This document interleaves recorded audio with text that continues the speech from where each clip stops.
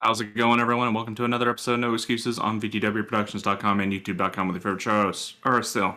Venorian. And Volacel, and we're here to bring you the latest news and commentary on the video games industry for the week. But first of all, if you'd like to get involved with the show, you can do so by sending us email at noexcusesvtw@gmail.com, or you can follow us on the Twitter at noexcusesvtw, or you can join us in our Discord server. And you can get there by clicking on the link that will be provided in the show description underneath the archive version of the show on YouTube, provided YouTube doesn't, ban us or anything. Well, or Discord, for that matter.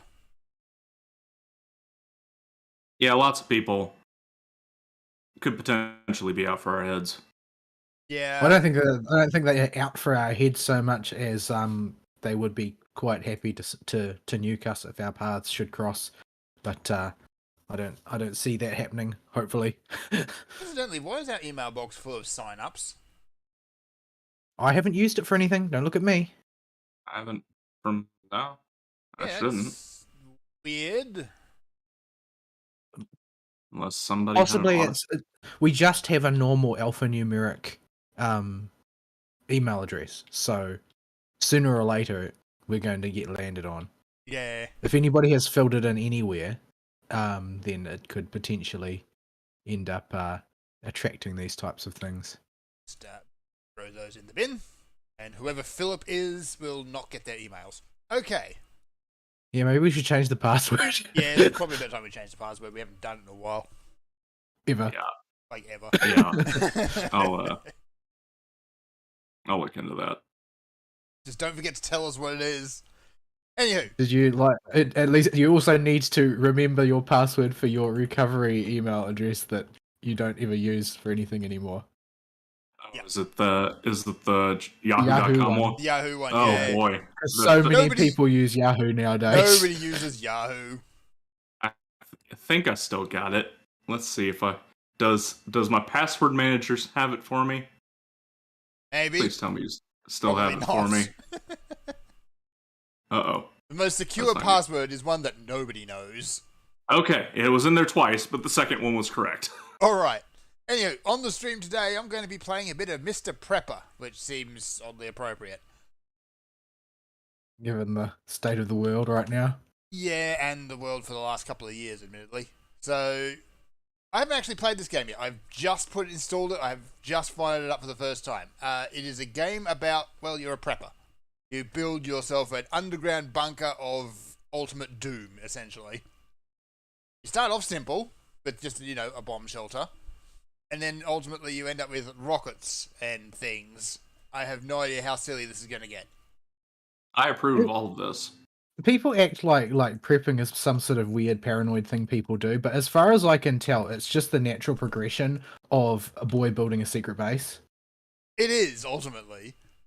That, we're literally have politicians ready to go to war with a nuclear power. Yeah. I don't know what they're putting in Lindsey Graham's coffee, but can they please stop? Just settle down. Oh, great, I got an achievement just for starting a game. Stop this, please. Do you feel accomplished? No. I feel patronized. Well, maybe they're just desperate for approval, so they think that if they give it out freely, then they'll get some. Yeah.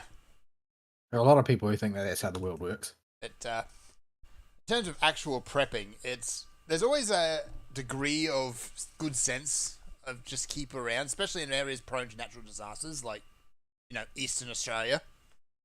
Or the city I live in. Or basically the entirety of New Zealand, yes. Yeah. So That Ring of Fire is serious business. Yeah. Incidentally, there was a massive earthquake in up the other end of it in Japan earlier this week. So, yeah. But, yeah, always keep, a good supply of canned food, light trees, all that sort of stuff, just in case. Like, a lot of Southeast Queensland, Northeast New South Wales at the moment is still underwater. My flatmate at the house I just previously lived at had a habit of every time a soda bottle was emptied, he would rinse it out and fill it with water and then just store it in the cupboard. Yeah. And he It's right up until until I moved in with him, and then he stopped because he realized that he would never have enough space to store all those soda bottles. Besides, you don't want to keep tap water in soda bottles for too long. Not unless you enjoy, bacterial colonies. Incidentally, this game, the town I apparently live in, is called Americaville. Where is it? America. Are you sure?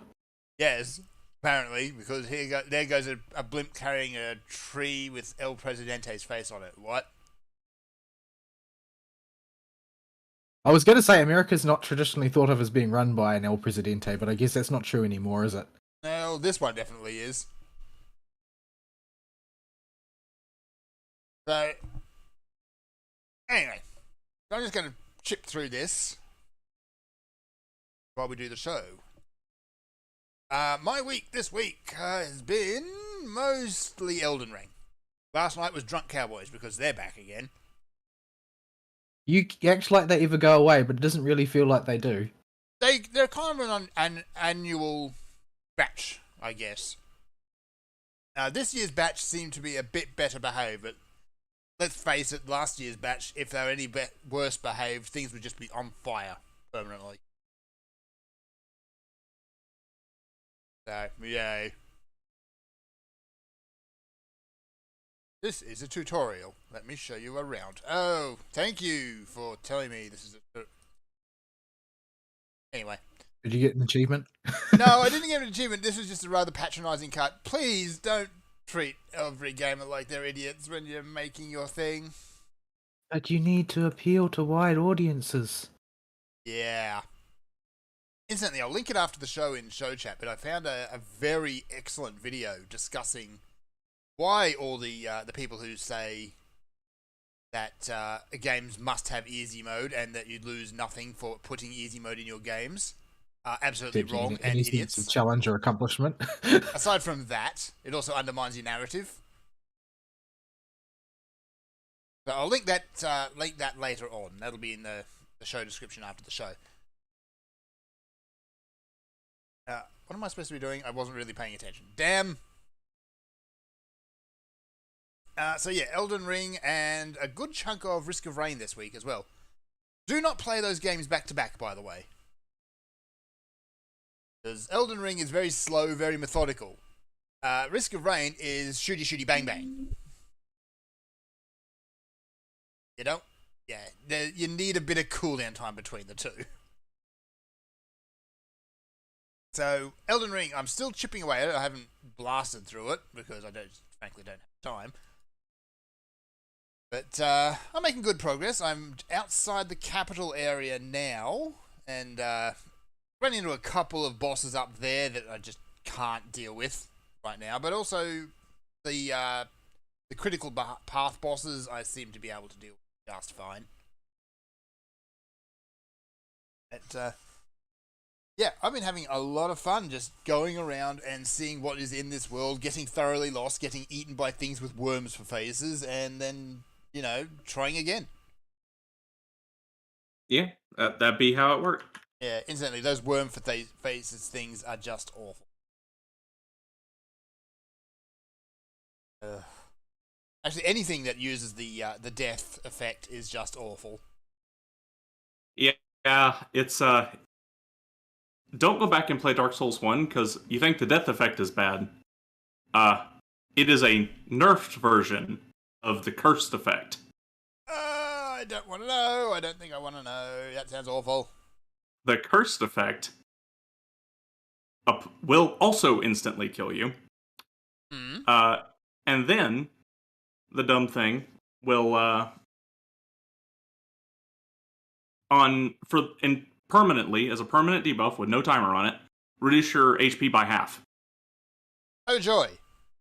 And the only way to remove it is to find a purging stone, which is on some vendor somewhere that there are only vague hints as to where in the ballpark they might be. Right. And a few out in the world. Right, that sounds incredibly unpleasant. At least the death effect, you stay out of the effect for long enough and it just fades away. Yeah. So, while the death effect is scary, after having to deal with the cursed effect, I don't mind it so much. Yeah. Incidentally, I've gone into another dungeon and found it being personally delivered by big googly-eyed lizards, which was kind of strange. Those are the basilisks. Basilisks are what used to provide the old cursed effect. Right. Were they always quite googly-eyed before? Yes, they were always really funny looking. Yeah. So they inflate, always had... and they breathe everywhere, and they got stupid, gigantic eyeballs. Weird. Yeah. So those things have been a staple in FromSoft games since, I think, even Kingsfield. Wow. I think they predate Demon Souls. Wow, that's a long time. So I did a bit of adventuring. I know the critical path, I think, is sending me to the capital at the moment, but I went and climbed Volcano instead, and actually found a quest line that Ari missed, which is interesting. It must have started before you got to the volcano, because when I started climbing up there, they just weren't up there. Okay, yeah, they're kind of tucked in a corner of the mansion, but... Oh, you know what it could be? It could also be a new quest line, because they added new parts with the latest patch. Oh, it could be. Could be indeed. Yeah, I haven't done any of the ones they added after the patch, because I beat the game right after the patch. So are they adding in new content, or did they accidentally have removed or disabled things that were meant to be in there at launch? Those were supposed to be in at launch, but they weren't quite done yet and were causing issues, so they took them out and put them back in until they could fix them. So instead of launching with them in there but bugged and screwing up their quest lines, which are already easy to break, they just took them out and put them back in once they were done. Well, they took the steps out that were causing issues at the very end and then put them back in. Right. So I'm going to go and try that. I might just forget what I'm doing in the capital for the moment and go and do that. Yeah. Just in case I do something that will negate the ability to actually pick up that quest line. Yeah, because it's been a month now, I'm using Burn as my barometer for what's safe for mega spoilers in the game, because you can get away with a little bit of spoilers in Dark Souls. Not really there for any kind of narrative. Unlike FF, where we still can't spoil anything because Fern has gotten distracted again. I did play good through that and found what befell the fate of Bird Girl and why Hermes is completely bonkers cuckoo. Well, and then time. did you watch the did you look at the comic that Aristeel posted that had been spoiled before? I hadn't yet. No, I need to go do that. You should react in real time. I unreasonably think this is the funniest thing in the world. Yeah, so do I. Like, I just every time I look at it, I laugh again, and it's like I feel bad about laughing, but I laugh anyway. All right, let me see if I can find it. Where was it? It was in your Vigigames, wasn't it? It was probably in Vigigames. It's in Mamorpagas. Oh, right, we have a separate channel for those. Oh, yeah, it's up in Mamorpagas. Let's see. That's the dismal, terrible bits. Here it is, spoilers. I'll also just dump it in the live show chat. Not live show chat. Yeah, I'll dump it in live show chat as well, actually. There we go. Okay. It's a riff on something else, but I don't know what. I feel sad now. Yeah, I don't know the context for it either. Yeah, but they just gave a perfectly good depression. You got a bit more than depression, but anyway. So, yeah, it's like the super ultimate cosmic depression. Super ultimate depression. Like, complete onset nihilism, I think it was. Well, it was more her other parts beamed that into her, so... Yeah. So that's been fun, but you didn't neglect the absolute most important bit. The return of Puddingway. Everyone yes. Everyone loves Puddingway. Have you seen Yanje react to Puddingway's name yet? Yeah, that happens when you leave him on the moon. So this is Puddingway when it comes back, and you've got this serious discussion about, logistics and getting people organised to evacuate the planet, and here's Puddingway wandering around in the background like a zombie. So, did you see the Venat cutscene at the end of the last dungeon you're in? Yes. Okay. I did have to go and redo the dungeon as a trust again, so that was fun. But that's okay. I got the armor out of it, which was really, really neat, as well as the gun, and then immediately replaced it, As you do when you're leveling. as you do, with another very machinisty looking set, actually, which I like. I had to just finish linking my Steam account so I could even log in again. I hadn't logged on since Elden Ring came out, pretty much.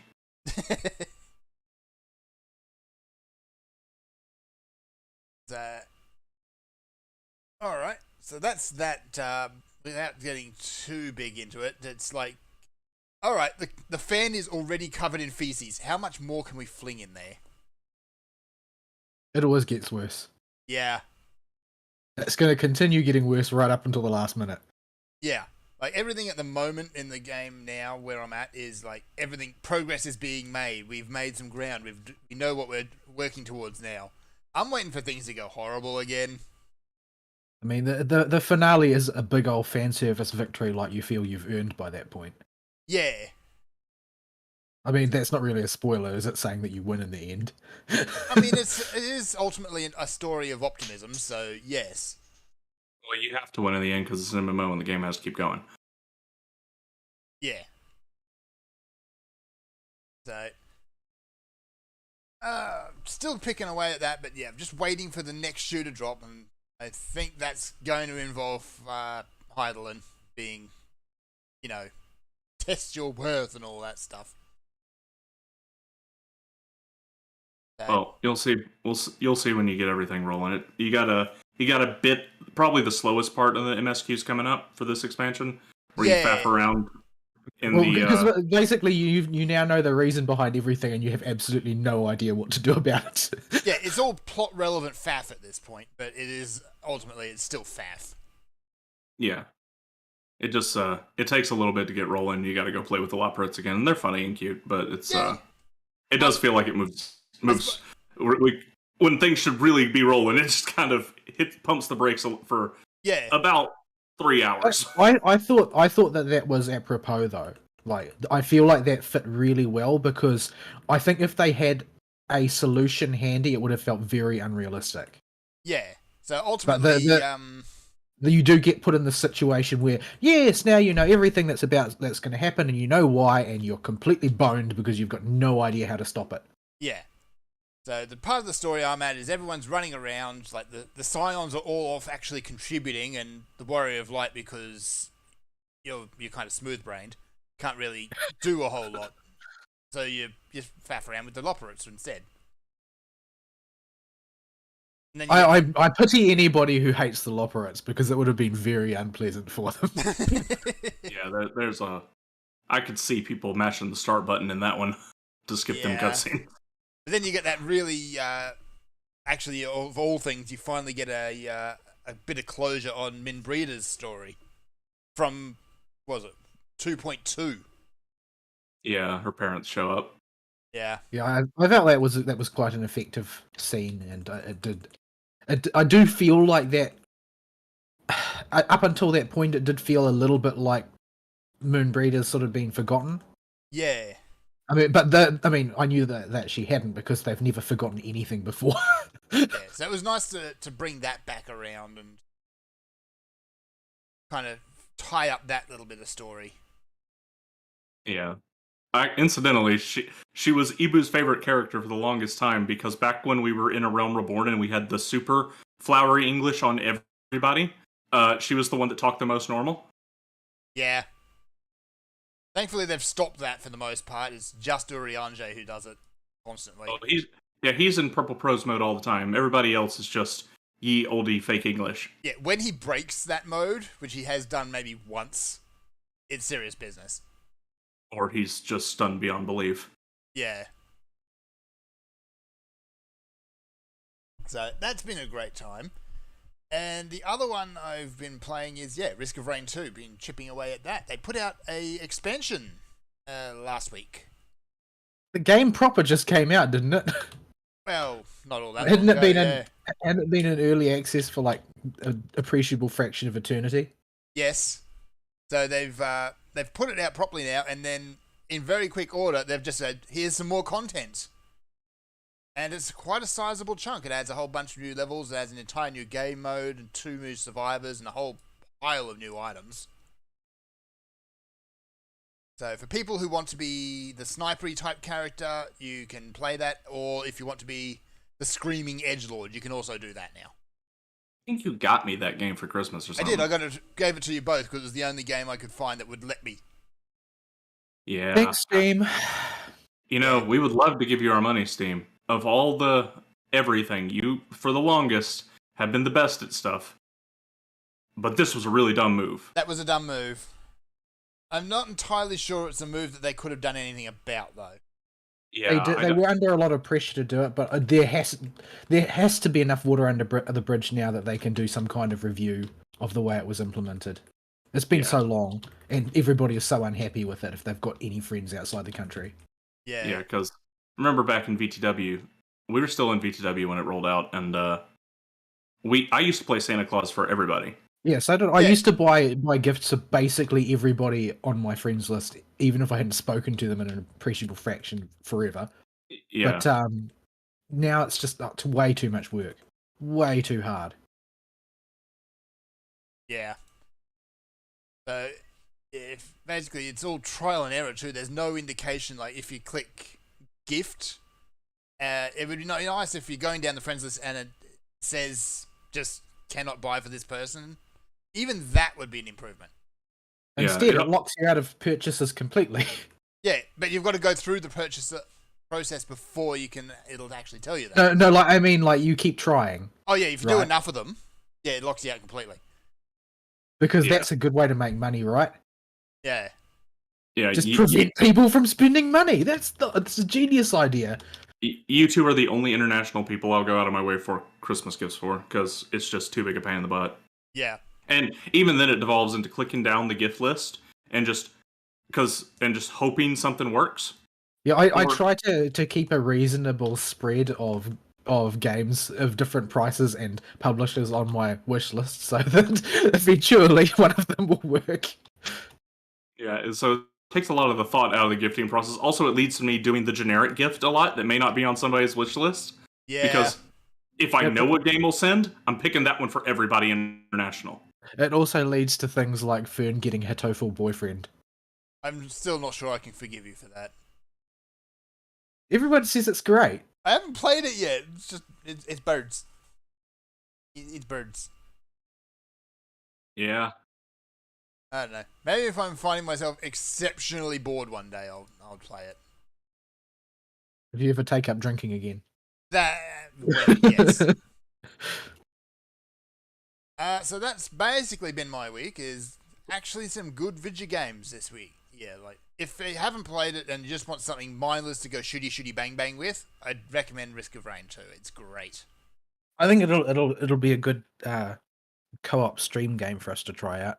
We'll have to do that at some point. Incidentally, because I've unlocked a whole bunch of stuff in that game, the way it works is for a multiplayer session, if someone's unlocked something, it's unlocked for everyone. But it permanently attaches that unlock to their account, or for the duration of the game it's unlocked? For the duration. I think it doesn't allow you to use survivors that you haven't unlocked, but beyond that, like items will still drop in the world and things like that, so you can get some of the more powerful items right from the get-go, if you do it that way. Oh my goodness, Urianger didn't level up again. How could he do this to me? He's got to be a bit more verbose.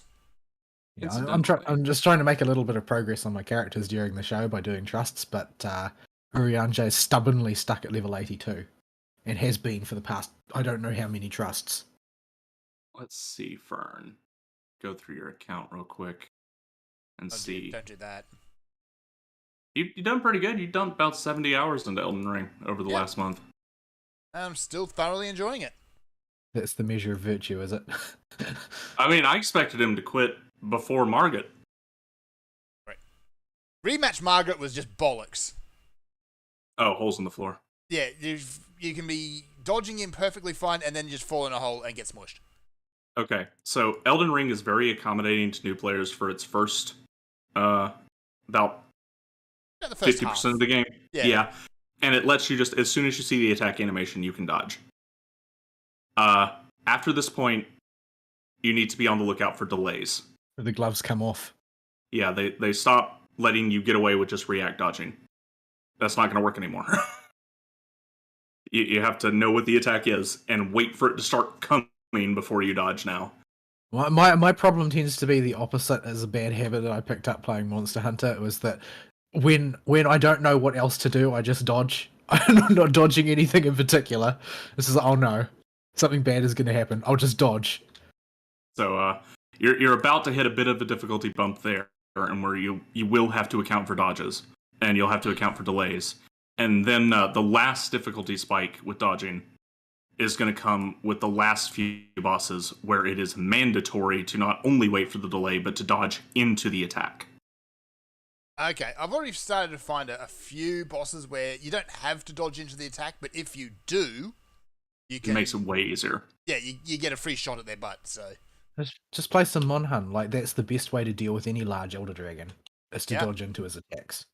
Yeah. Because they can't hit under their own belly, most of them. So I did find one rather inconvenient boss, which is a fat guy with two big hammers. He wasn't all that hard, but he has this annoying jump attack where if he lands it on you, if you're blocking, the first hammer will break your block. The second hammer will cave in your face. Was it NPC battle? With one of the human type enemies that can be staggered with most hits? No, this is the boss that drops the pot summon. Yeah, I beat him, but he didn't leave any impression on me. Yeah, he was... Oh, apparently I just got arrested for having a wall of madness. You were not prepared. Okay, fine. I see what you did here, game.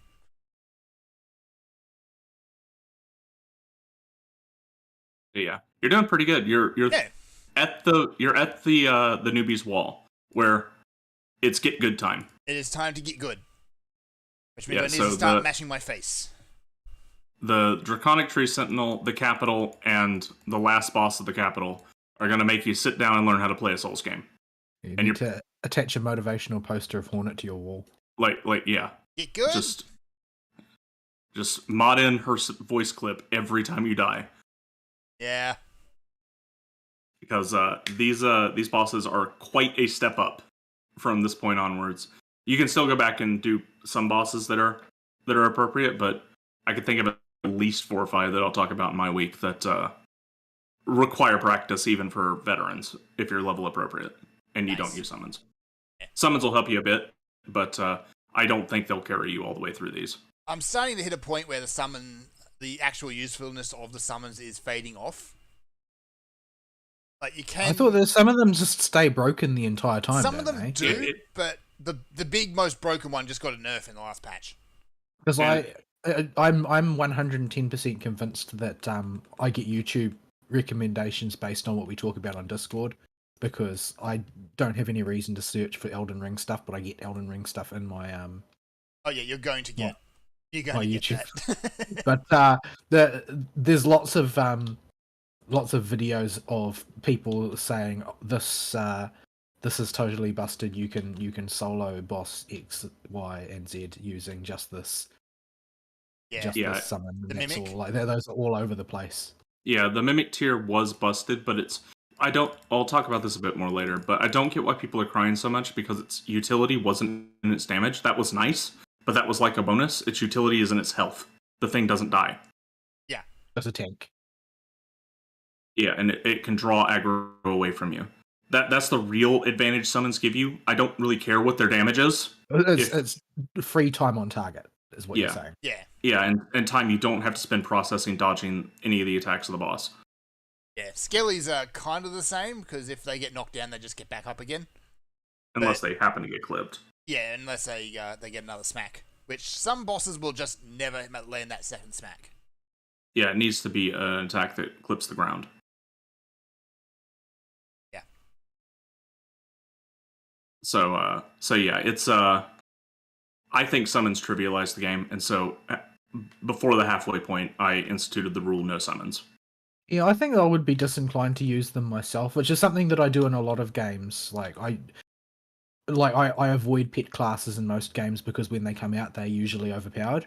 They usually have to be drawn back over time, except for, in D&D 5th edition where they're completely broken to the point of being unusably bad. But, well, they were, and then now they've been buffed to the point where they're OP again.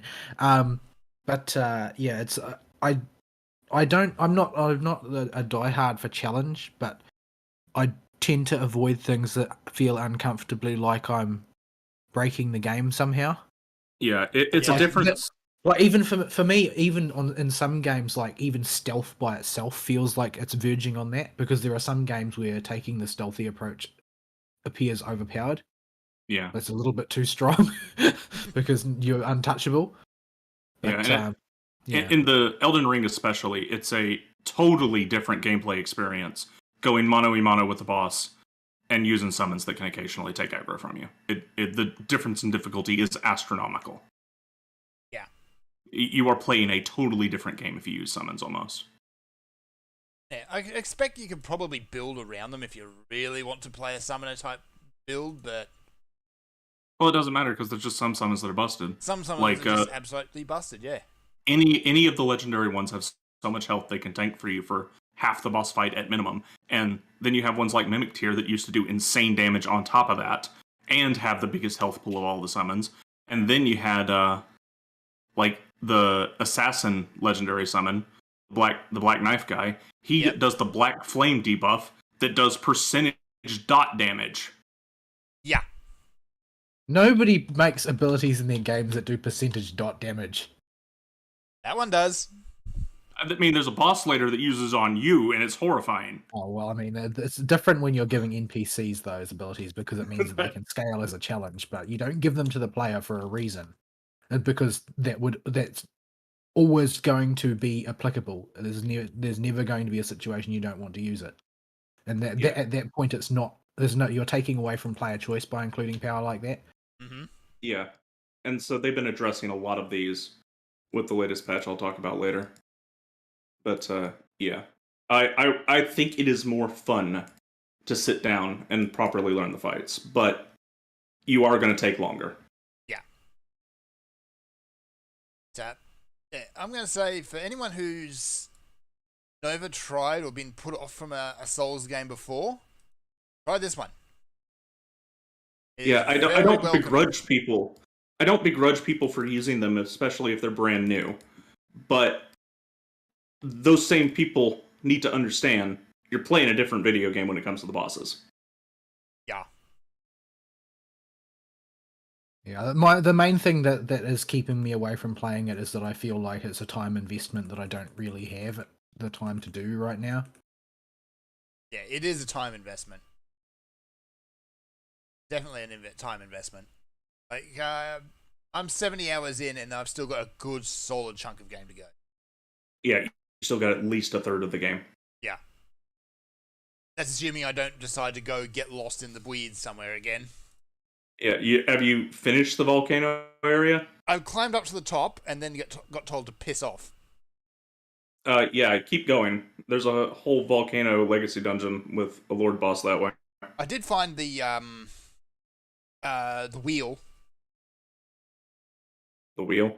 Yeah, I think in Dark Souls it was just called the Pain Wheel or something. But essentially it's a giant circular saw on a stick. Oh, it was in Bloodborne.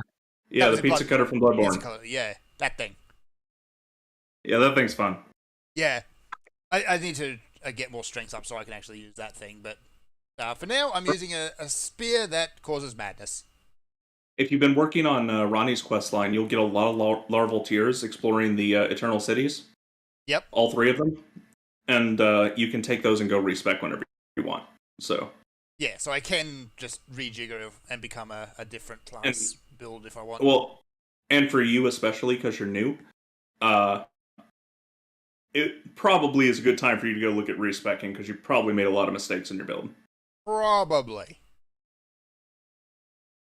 But, yeah, once I figure out what weapon I want to build around, I can go with that. But Yeah. yeah, so that is my week. It's been fun, Elden Ring, screaming, dying, painful, And Drunk Cowboys. and drunk cowboys. So I'm going to try and figure out how this game's working because I've only been half paying attention to what I'm supposed to be doing. Apparently, the game is complaining at me because I am unprepared. Stop it. Anyway, Vol, what have you been up to? It seems like things are starting to smooth out for me. The house appears to be mostly in order now. Still got junk piling up in the living room, which hasn't found a home yet. In fact, I've got so much consolidated stuff when I was packing that I'm not sure where I'm going to put all of it, and it may in fact just stay packed, and I will find a place for it. Like, because the regularity with which I bust out the PS3 and the PS2 and the Nintendo 64 is not high enough that I need to unpack them. But yeah, so and the fridge is fixed, and Oh, good. the yeah, that was a I don't know if it was delightfully easy or incredibly frustratingly difficult, one or the other, or both at the same time. Because the scenario that played out there was I gave them a week from me lodging my request for repairs under warranty, and then a week passed and I had heard nothing. And so I called up the help desk and asked them what's the deal here, what's the play. I don't know why you aren't doing anything, but my fridge still doesn't work. And they said, okay, yes, we have teed up the repair person, we lodged a request for them, they were given the job to do, and then they went and self-isolated with COVID instead of doing the job, and nothing has happened since. So I said, well, what do you plan to do about this? And he said, look, well, I guess we'll just call somebody else and get them to do it. And 2 hours later, somebody comes over and fixes it. So there was no reason for me to give them a week. What I really should have done is just harass them. That is the best strat for dealing with any company. It doesn't matter if it's your own company, even. The best strat you got for getting stuff done is annoy them. Right. So at any rate, somebody came round. I not half an hour from me putting the phone down, did I get a text from a repair person saying, "Oh, I'm available when you want me to come round," and so I teed that up and got that done real quick. Turned out that when they had been putting together my fridge, and they put in the insulating foam and stuff, right? They had gotten insulating foam into the power socket internally for the fan that distributes the cold air. Oh, that's So the guy came helpful. in, he pulled the back of the fridge out, and he's like, "Oh, the fan is not plugged in. Why isn't it plugged in?" He tries to plug it in, he can't because there's foam inside the power socket. So he just has to pick all the foam out and then plug in, and everything is fine. So that's that problem sorted out. Yeah. So things at work are sort of like they've cooled off very slightly because now we've got sort of we're in a situation where most positions are manned, so to speak, as opposed to everybody scrambling to cover at minimum 1.5 people's jobs. I still have too much to do. However, there is a lot of stuff that I can fob on to the now slightly more competent co-workers that I have around. So while I'm still working, 9 to 10 hours of an 8-hour day every day, it's still better than it was to some extent. Meaning I actually played a very small amount of video games this week, which is a nice break from what was previously the normal, which is where I forget what video games are. But yeah, so I did a little bit of Final Fantasy, not too terribly much, just a little bit of dabbling, mucking about, playing. I often get caught up, and this is sort of like with Skyrim mods, how by the time you finish setting up your mods, you sort of feel like you're done playing the game because that Yeah. was the part that you wanted to actually do. But I've sort of been tinkering a bit more with the graphic settings on Final Fantasy, and I've got the shaders looking quite nice now. I'm trying to get a lot more of the sort of the colourful look that I had before without the blinding bloom. That's been quite difficult to do. It seems like most of the more colourful presets and settings have got that excessive brightness. I still get blinded by Grahatir's shield every time he's tanking, Yeah. but generally speaking, I think I got the colours all nicely set up now, and I've done a bit of leveling. I've been trying to get my trust dudes, trust NPCs, avatars as they call them, nicely leveled up so that I can actually advance through the story, because they're sort of all piecemeal all over the place right now. Unfortunately, Alphino and Alizé got left behind, like way behind, which basically means that now when I'm leveling them up, I'm going to have to use them together, which is Bad. suicidal. Yeah, you don't ever want to do that. Unfortunately, I don't have much of a choice because that's just how the cookie crumbled. Yeah, so I have done an awful lot of Tower of Zote over the course of the past week. A lot of it. And I honestly, having done it this many times, I honestly think it is the hardest dungeon in the expansion. It requires the most attentiveness of any of the dungeons, any of the standard 4-mans. That's my opinion anyway, and I think it also has the most unfairly difficult first dungeon boss of an expansion that I have ever seen. And I still get bullied by it now and again. Yeah. Like I was trying to do it just now during the show, of course. So I'm not 100% concentrating, but I still ended up being a stat collector because it is just very easy to be in the wrong place and pay the consequences. You gotta read what that name of what she's casting. And sometimes your brain just shuts off, and you just gotta guess.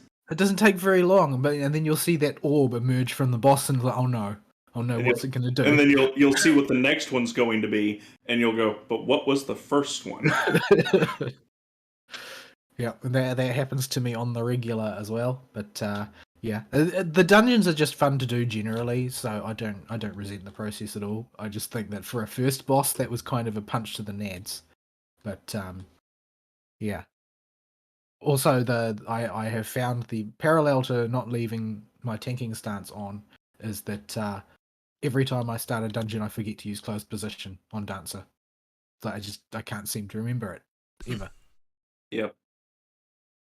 But yeah, I played. I tried to knock the rust off on Monster Hunter because I watched the Sunbreak preview. Yep. Looks pretty good. That later. Looks like an interesting zone. But so I decided to knock the rust off, and what better way to do that than to take on Crimson Glow Velstrax, which was he did not welcome me back. He did not welcome me back with open arms. He did, however, welcome me back with open wings and a charging red glow between them. And that was a rough experience. It was a very rough experience, and I got him down, but I got him down by the blessing of my tricked out armor that made it very hard for me to get knocked down, even when he can ambush away 90% of my health in a single attack. He is a rough customer indeed. I'm just not scared of Velstrax the way I am scared of certain other opponents though. Like, I'm scared shitless of Apex Zynoga. Yeah, he's an angry boy. Yeah, to a lesser extent, Apex Rathalos. I fought Rathalos, like classic Rathalos, a lot of times now. Like a lot of times. So I'm not like gut scared of Apex Rathalos the way I am of Zynoga. But Zynoga is a very angry dog, and regular Zynoga and his skeleton, things that share his skeleton, are all bugbears of mine. Like I have trouble with Magnamalo. I have trouble with Zynoga, generally speaking. So Apex Zynoga is just that, except even more nightmare fuel. Because even his bugs are angrier. But yeah. I've never fought Stygian Zynoga before in World. And now I kind of scared to fight him as well.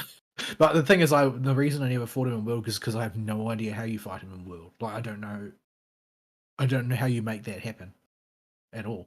I don't think I've ever even had a real solid straight up fight against regulars in Ogre and World because I don't know where he is.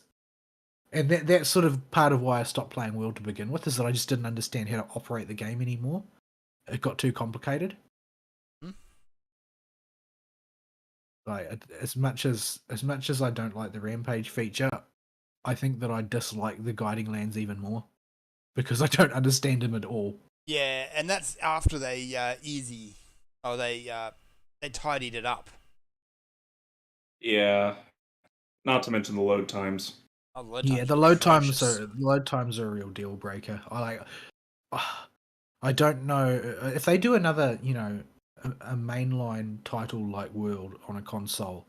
I don't know whether or not I'm willing to go for it. Because I mean, I've got a pro console. Like I'm not using the regular ass PS4. I'm using the Pro, and it's still nightmarishly long load times. Yeah, it takes what feels like a full minute sometimes to load that level. I'm just like, yeah, I'll go get a drink. I'm sort of curious though, if you replace your hard drive with a solid state, I wonder if it's any better. Yeah, Or it could or be. whether the bottleneck is pumping stuff into the RAM. I have no idea.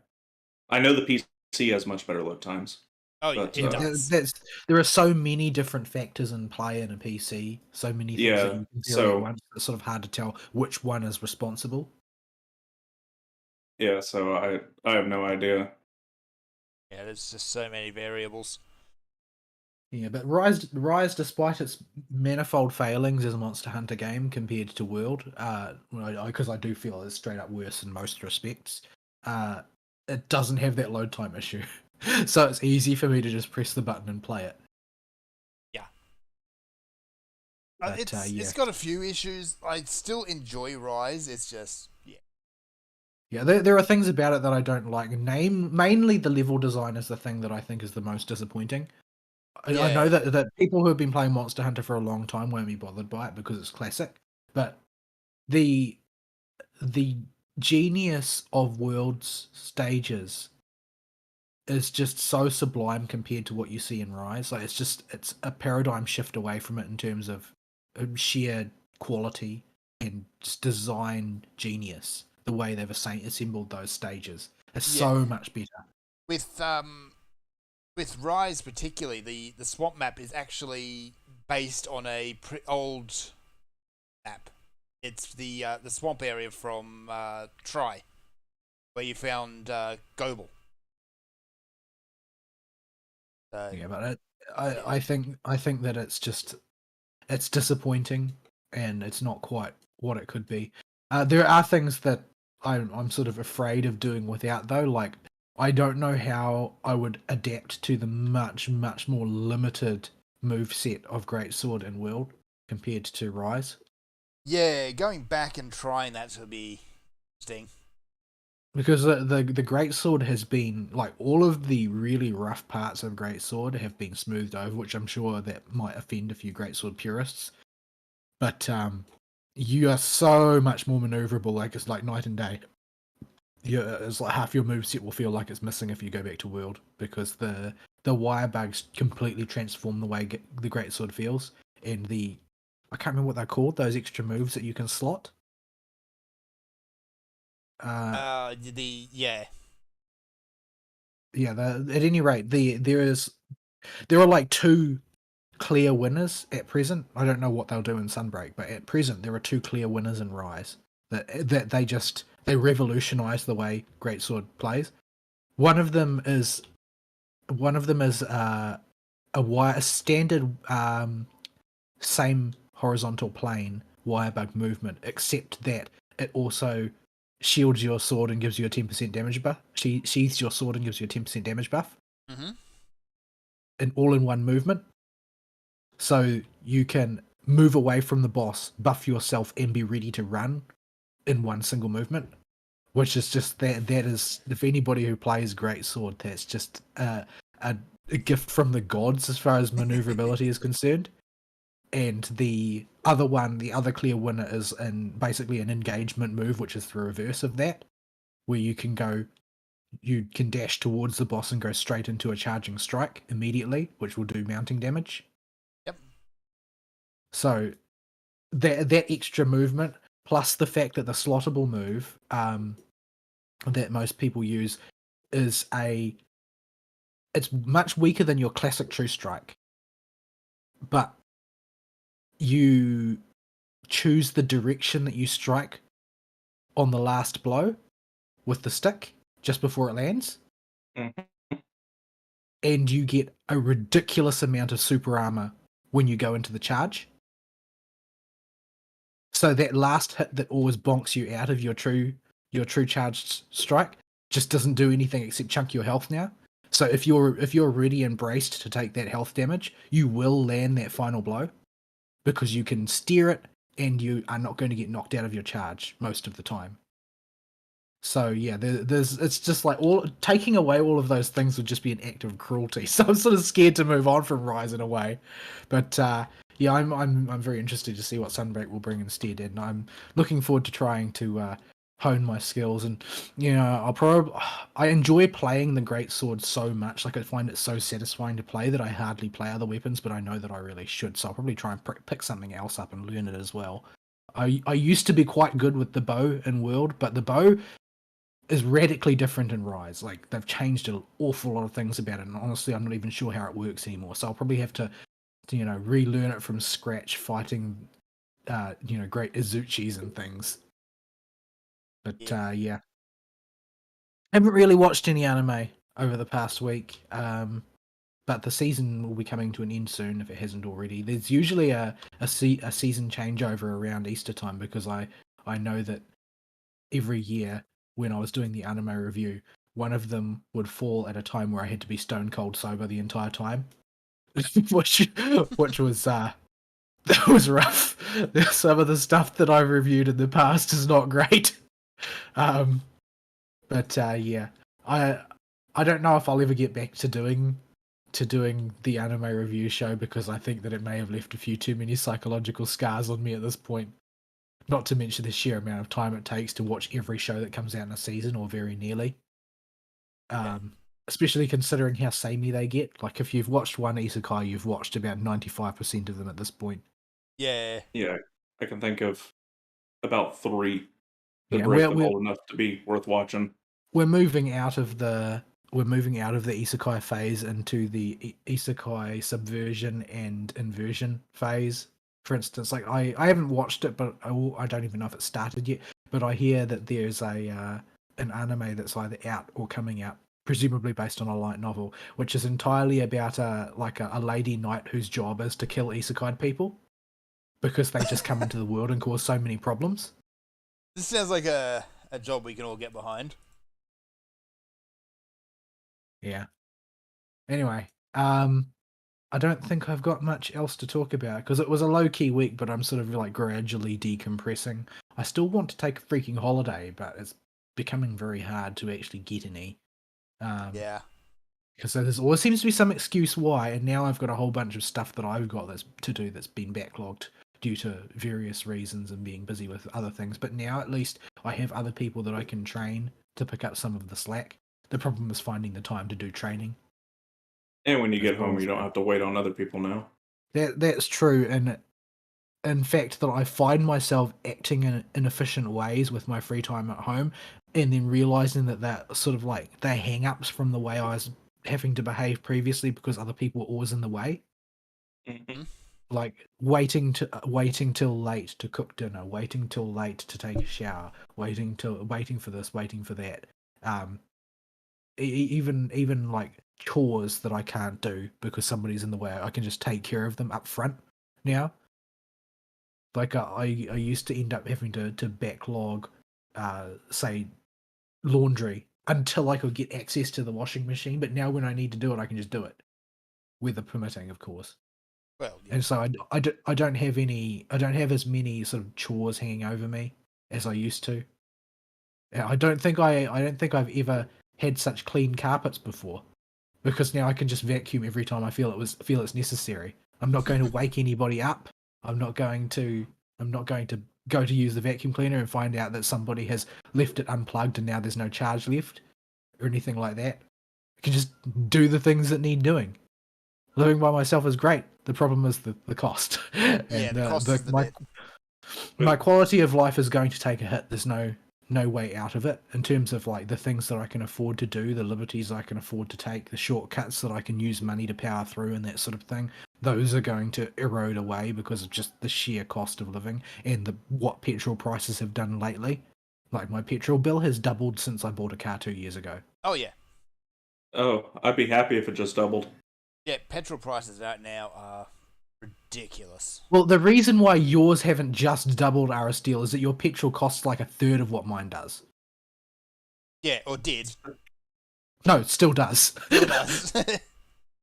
although Jacinda realised that her polls had tanked, so she's put a 3-month reduction on the excise tax on petrol. What, people don't like it when the leader of a country spends all their time navel gazing and talking about themselves? Yes. Well, I think people would have put up with it if she was just navel gazing and talking about herself. The problem is that she spent a lot of the time recently talking down on the people. Oh yeah. Yeah, she's been Like she bad did for that. her standard approach of her and her cronies now is to sling insults at the people every time the people get upset at something she's done. And so, you know, her poll numbers are now trailing the most, like, I don't know how to describe Christopher Luxon.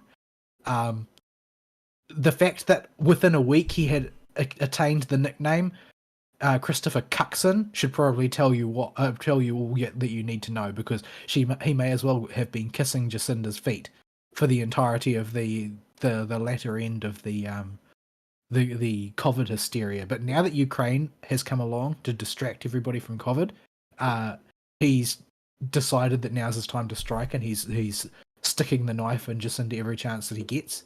Mm-hmm. But it's because he's a political operator. Like he's just he looks like sort of like a fat past middle-aged Lex Luthor. Oh, that's disturbing. And yeah, he was like he previously ran our disastrous national airline, which is like the most bailed out airline in world history, I'm sure. But yeah, he's an awful opposition, and yet he's massively more popular than Jacinda. Yeah. Like he's got all of the appeal of John McCain, and yet he's massively more appealing to people than Jacinda. That's how far her star has fallen. But yeah, so unfortunately, she has presided over a skyrocketing cost of living to the point where large chunks of the country are now sinking below the poverty line. Like I'm resting atop the poverty line right now, myself. Wow. Because it's based on what proportion, like New Zealand poverty classifications are based on what proportion of your wages, your sort of like week over week income has to go on necessary living expenses. And you know, for most of us in the lower income bracket, it's nearly all of it now, because you know, food costs have gone way up, fuel costs have gone way up, every other kind of cost conceivable has gone way up. So any chance, due to how essential you are at your work now, you can negotiate a pay raise? No, because we operate as a small business. And what do you think has happened to small businesses? I see. Nobody has any money. Nobody can get a pay rise because nobody can afford to give one. And this is like true for everybody now. Like it's true that my work was always very stingy with pay rises, although my current boss, the new guy running the place, has gone out of his way to regularly give everybody a few more cents every time he can find some in the budget.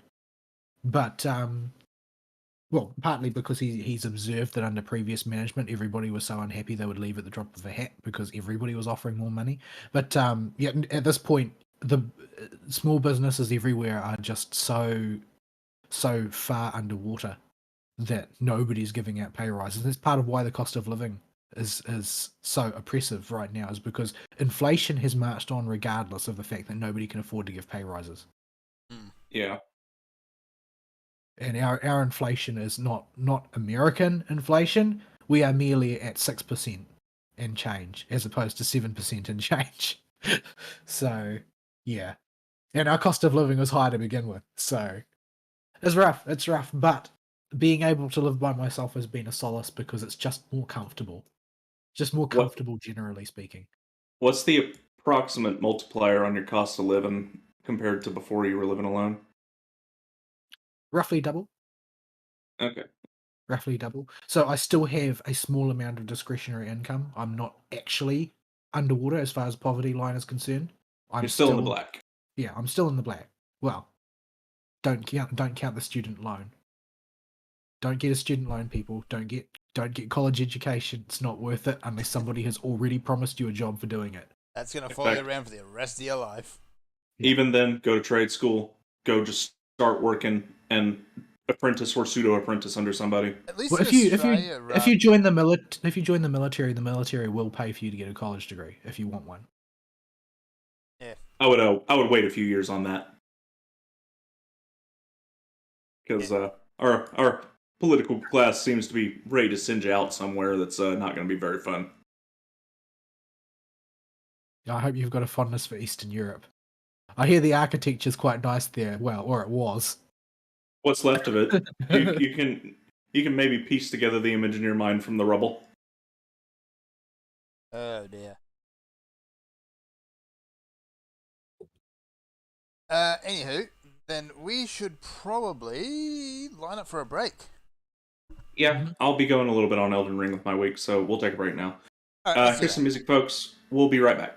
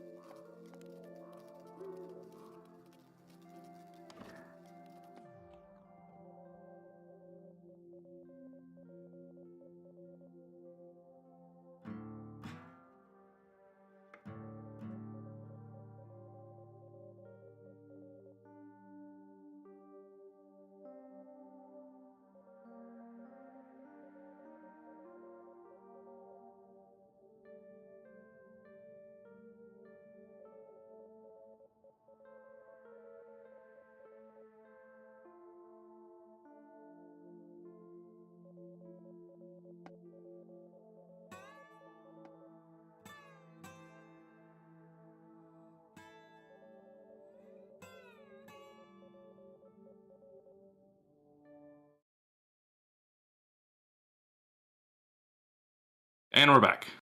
Yes, we're back. So, we were at the end of All's week. I am indeed at the end of my week. Alrighty then. So, I guess we'll move into my week. I had a lot of time for Vidya early in the week. The later half of the week was consumed with work and really chomped on my nuts. But I at work on Thursday, I had to do what's called a lunch and learn. I've never done one of these before. It is the dumbest name ever. Isn't it? It is. So I went to an engineering house called Southern A&E, and I had to sit down with a bunch of kids, and I realize I'm calling 26-ish-year-olds kids now, and this hurts me. Welcome to old. But them's the breaks. And I had to explain to them how to do their job, and how pumps work, and how all the parts around pumps work. And I had to go in there with a bunch of PowerPoints and teach these kids. Now, I've said this many, many times, and it's worth reiterating even more times than I'm going to do it now. I have many gifts, and teaching ain't one of them. You know, I did an engineering degree, you know, and I feel like most of that degree was about pumps. Yeah, but these kids don't understand our products. They don't understand how to calculate feet ahead. Like, we're starting... I did like 3 years of classes that were just devoted to calculating things like that. Yeah, they have either forgotten or their college degree is as worthless as most American degrees. And they did not have a clue what they were doing. And so I had to sit here and instruct these idiots on how to do their job. Now, the reason I had to do this is it was part of a deal to make us the exclusive provider for certain job types. Sweet exclusivity contract. Yeah. But part of that is this is not the only one I'll have to do.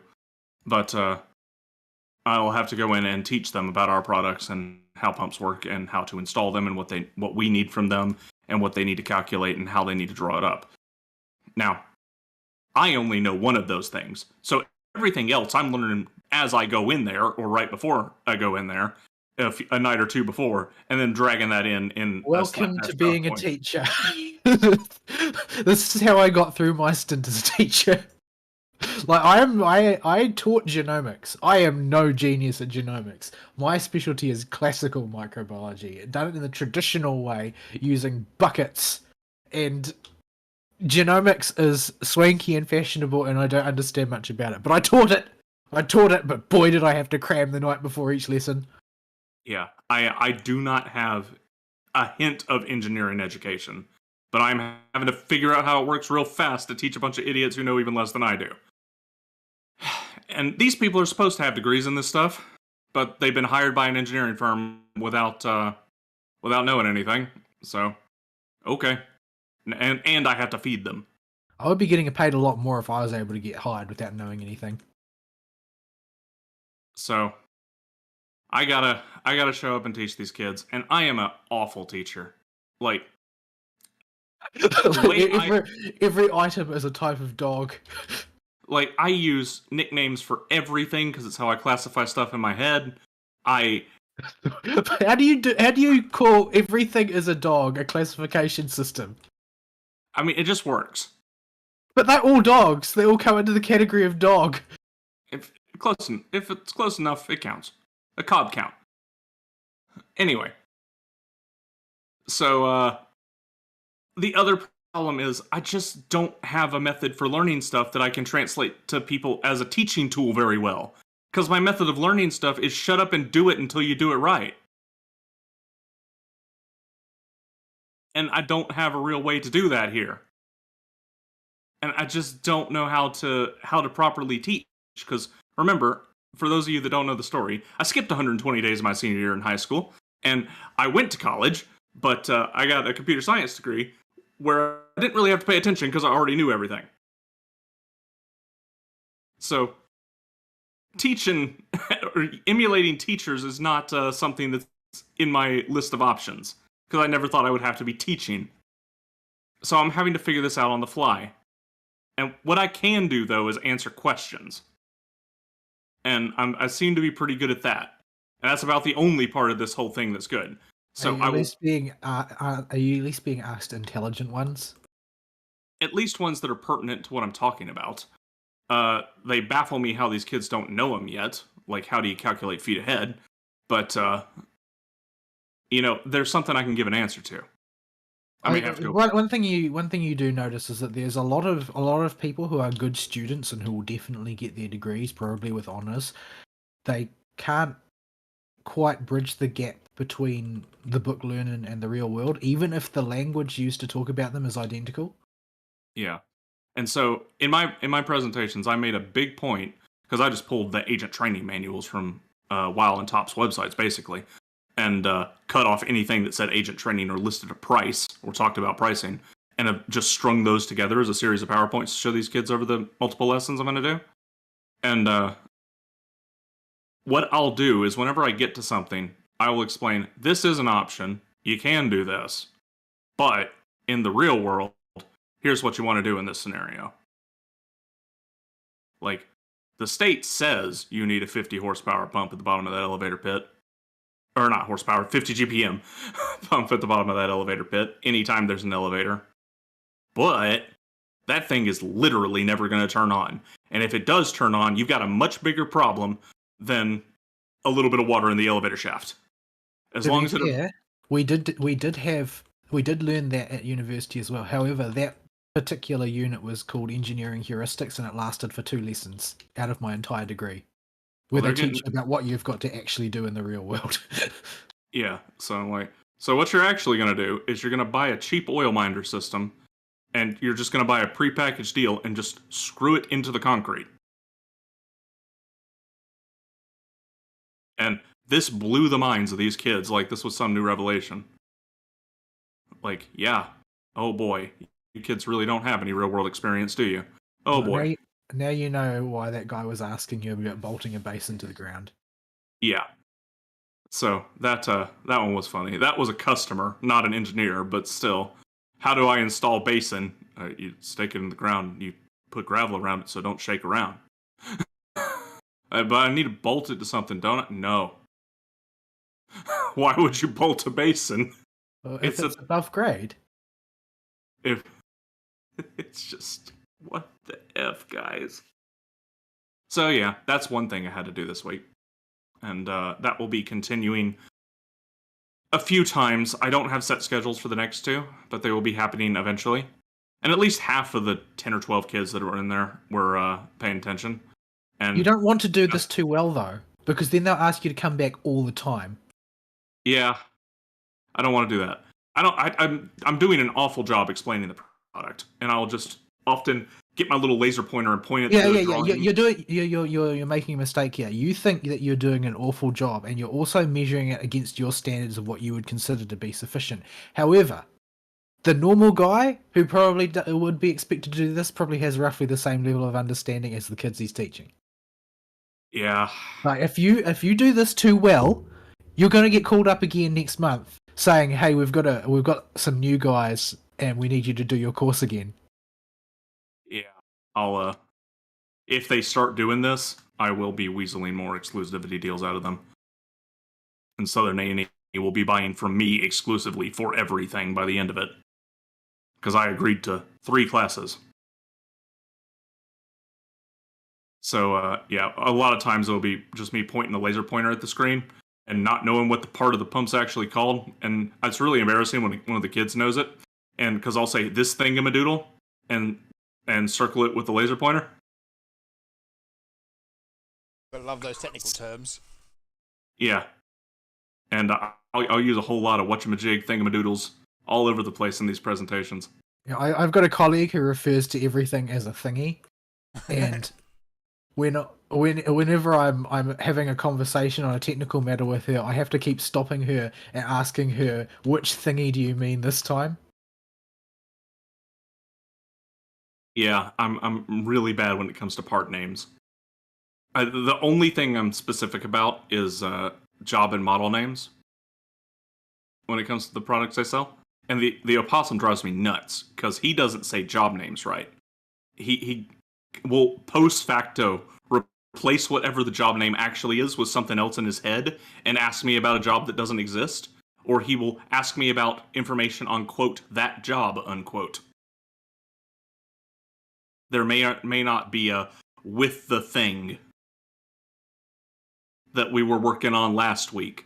Do you know how many projects go through my desk every week, dude? There's at least 10 a day. He doesn't do any work. He just answers phones. Like, I got a minimum 10 projects a day going through my desk. We did at least 50 things last week. I don't know which of those 50 you mean. So yeah, that's one thing that's going to be ongoing and driving me nuts. The other thing is a startup that I've talked about before. You show up, you make sure the pump works, you show the maintenance people how to do it. Sometimes, if it's a government-funded institution, you have to record it. Had to do it this week. Showed up on the field. Pump didn't work. Wasn't pumping. And we had to get there at stupid o'clock. Like, we had to drive for an hour, so we had to get up at 4:30 to get there by 6. And the maintenance dudes are all standing around waiting for me to figure out what's wrong with this stupid thing, because it's just not working. It's turning on, it's spinning. I can see the impellers going because it's a vertical pump, and this thing ain't moving water. And it takes me 45 minutes to wake up enough to go, are those impellers spinning backwards? Sure enough, the electrical guy had wired them backwards. So now the pumps worked. But because the electrical guy's an idiot, he also didn't wire the level transmitter in right. So that didn't work. But the failsafes worked, so it was good enough to operate. Dude had one job. Yeah, so I had to send an email up to the factory to go, I just took a picture of the control panel. I'm not an electrician. What did this guy do wrong? Well, they say it's on backwards. Well, they're not. It was late on Friday when I sent them that, so they're not going to be until Monday. See if you can figure it out. This took an absurd amount of time for what should have been a relatively quick startup early in the day. Wound up taking all day because I had to sit there and figure out that the impellers were rotating backwards, wait for the electrician to come in, fix his wiring mistake, and then make sure they ran and test them properly. And then after that, I had to figure out why the level transmitter wasn't working. And eventually I just gave up around 1 o'clock and left. And said, I'll have to call the factory because I don't know what your electrician did. Because as soon as the electrician came in, he fixed the impeller thing, and then he left immediately.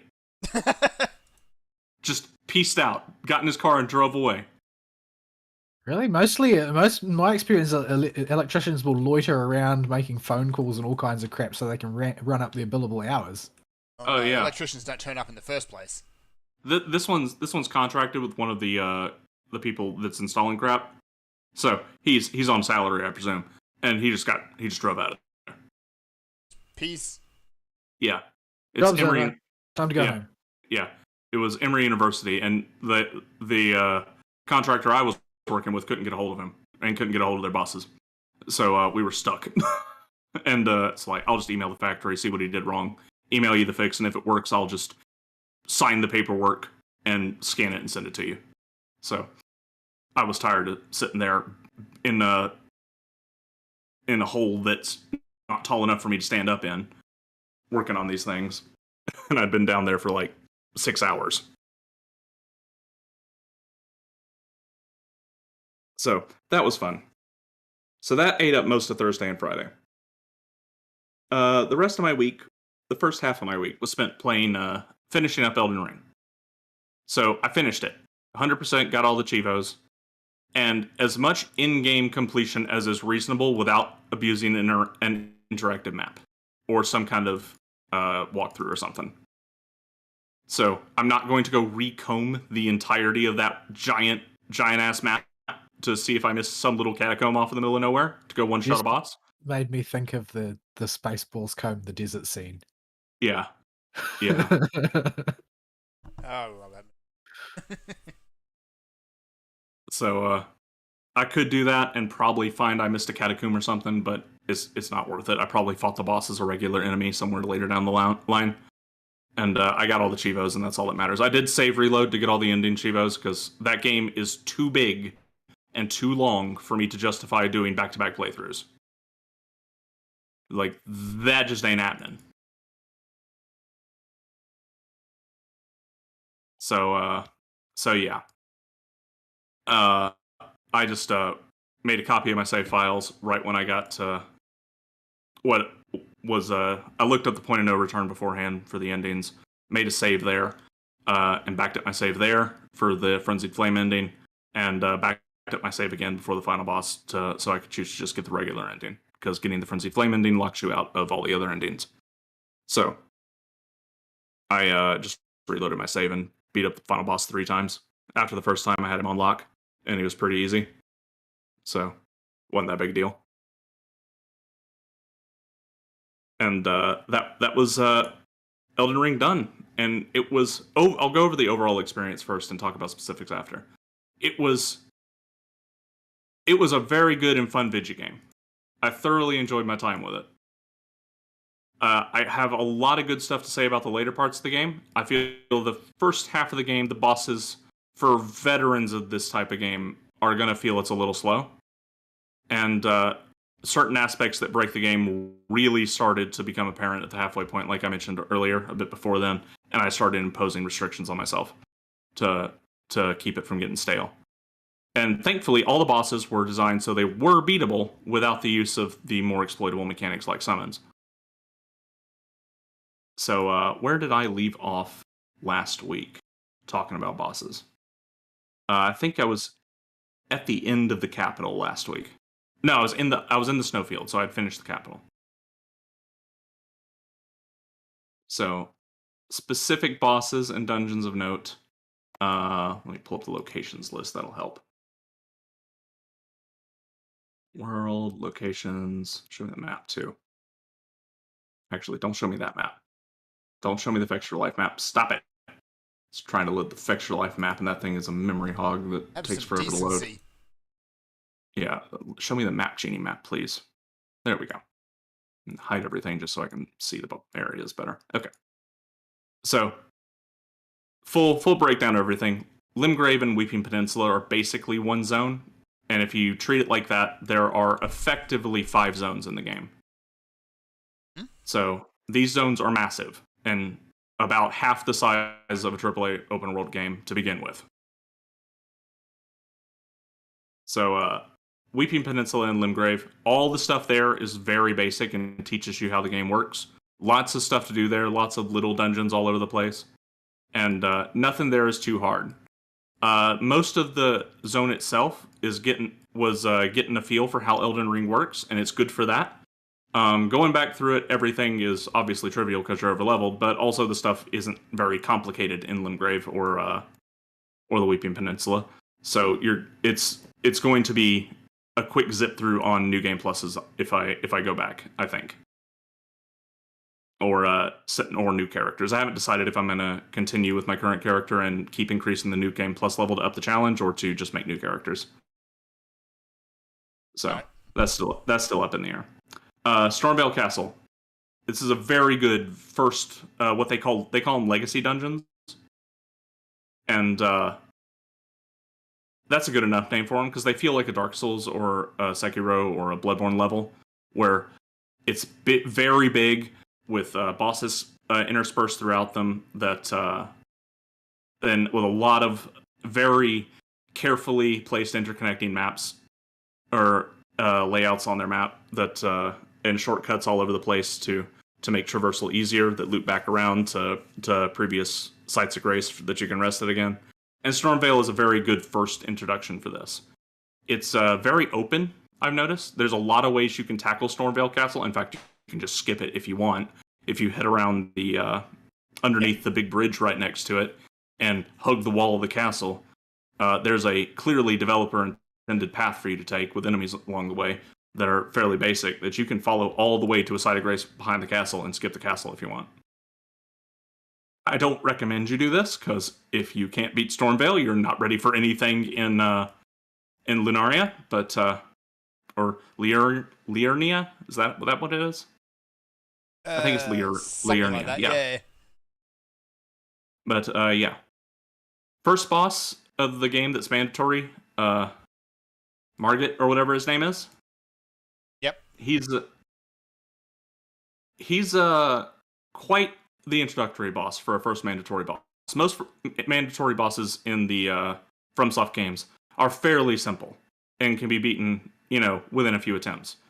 Gundyr from Dark Souls 3 was also quite difficult for a first boss, but I feel like in terms of just attack timing and mechanics, our boy Margit is quite a bit harder, because he introduces a mechanic that will be put on hold for quite a while and not come back for a bit, and that's delays on his attacks. Yeah. Yeah. You won't see this until you either start exploring the underground or you make it into the capital. Most bosses can be responded to as long as you can at least medium roll with an immediate dodge as soon as you see an attack coming. Margit is not the case here, and teaches you that this is a mechanic, which says they intended to have varied attack timings throughout the game, but maybe it just didn't play test well because the game is so huge.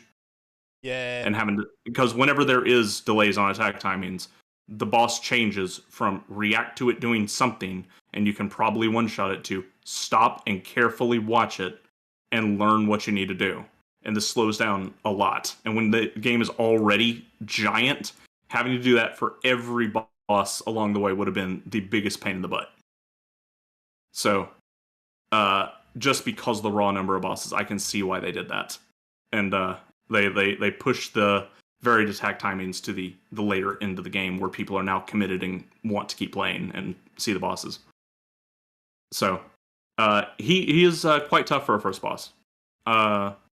They give you, I think by then you have the wolf and the jellyfish summon you can use to alleviate some of the pinch on him. But if you're progressing normally, you don't have any of the really busted stuff yet. So you just got to fight him legit. Okay. And I really liked him. I thought he was a fun two-phase boss fight that's hard for a first mandatory fight, but fair in that you can learn his attack timings. You just are going to die a couple times. So yeah, he was good. Next mandatory boss is Godric the Grafted.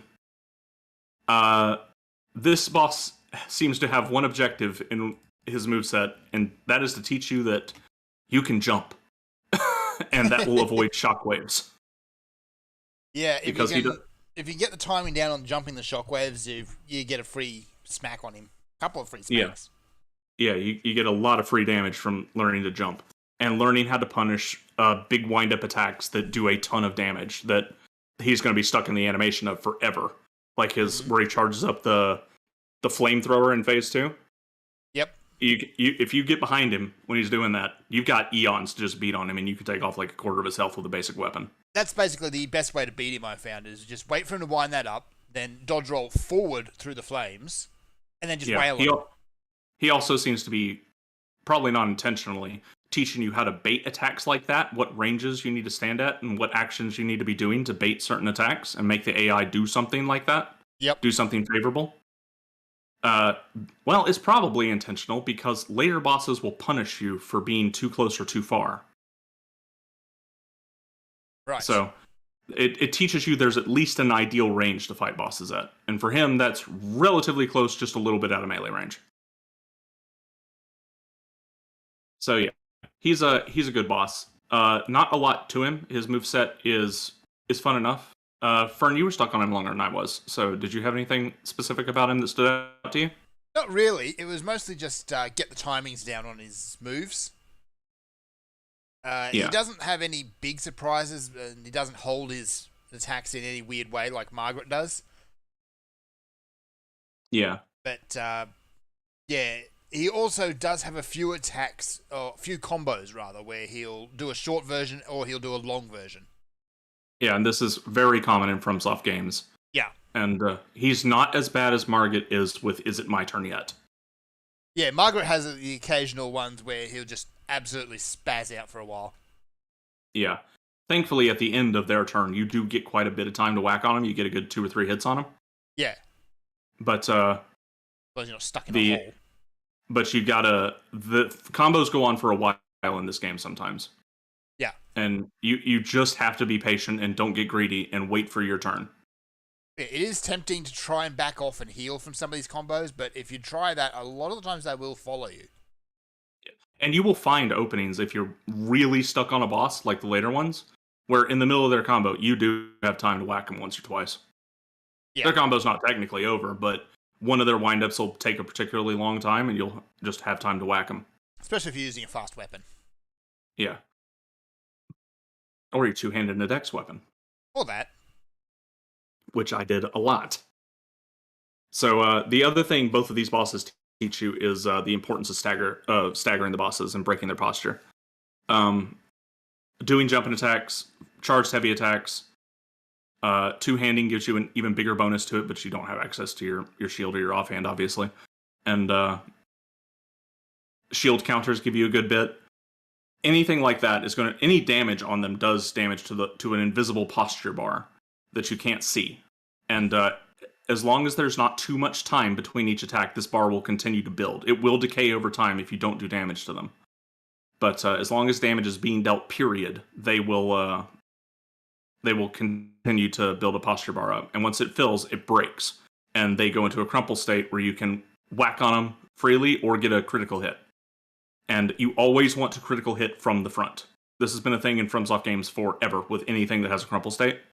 Even before it became a proper mechanic like this.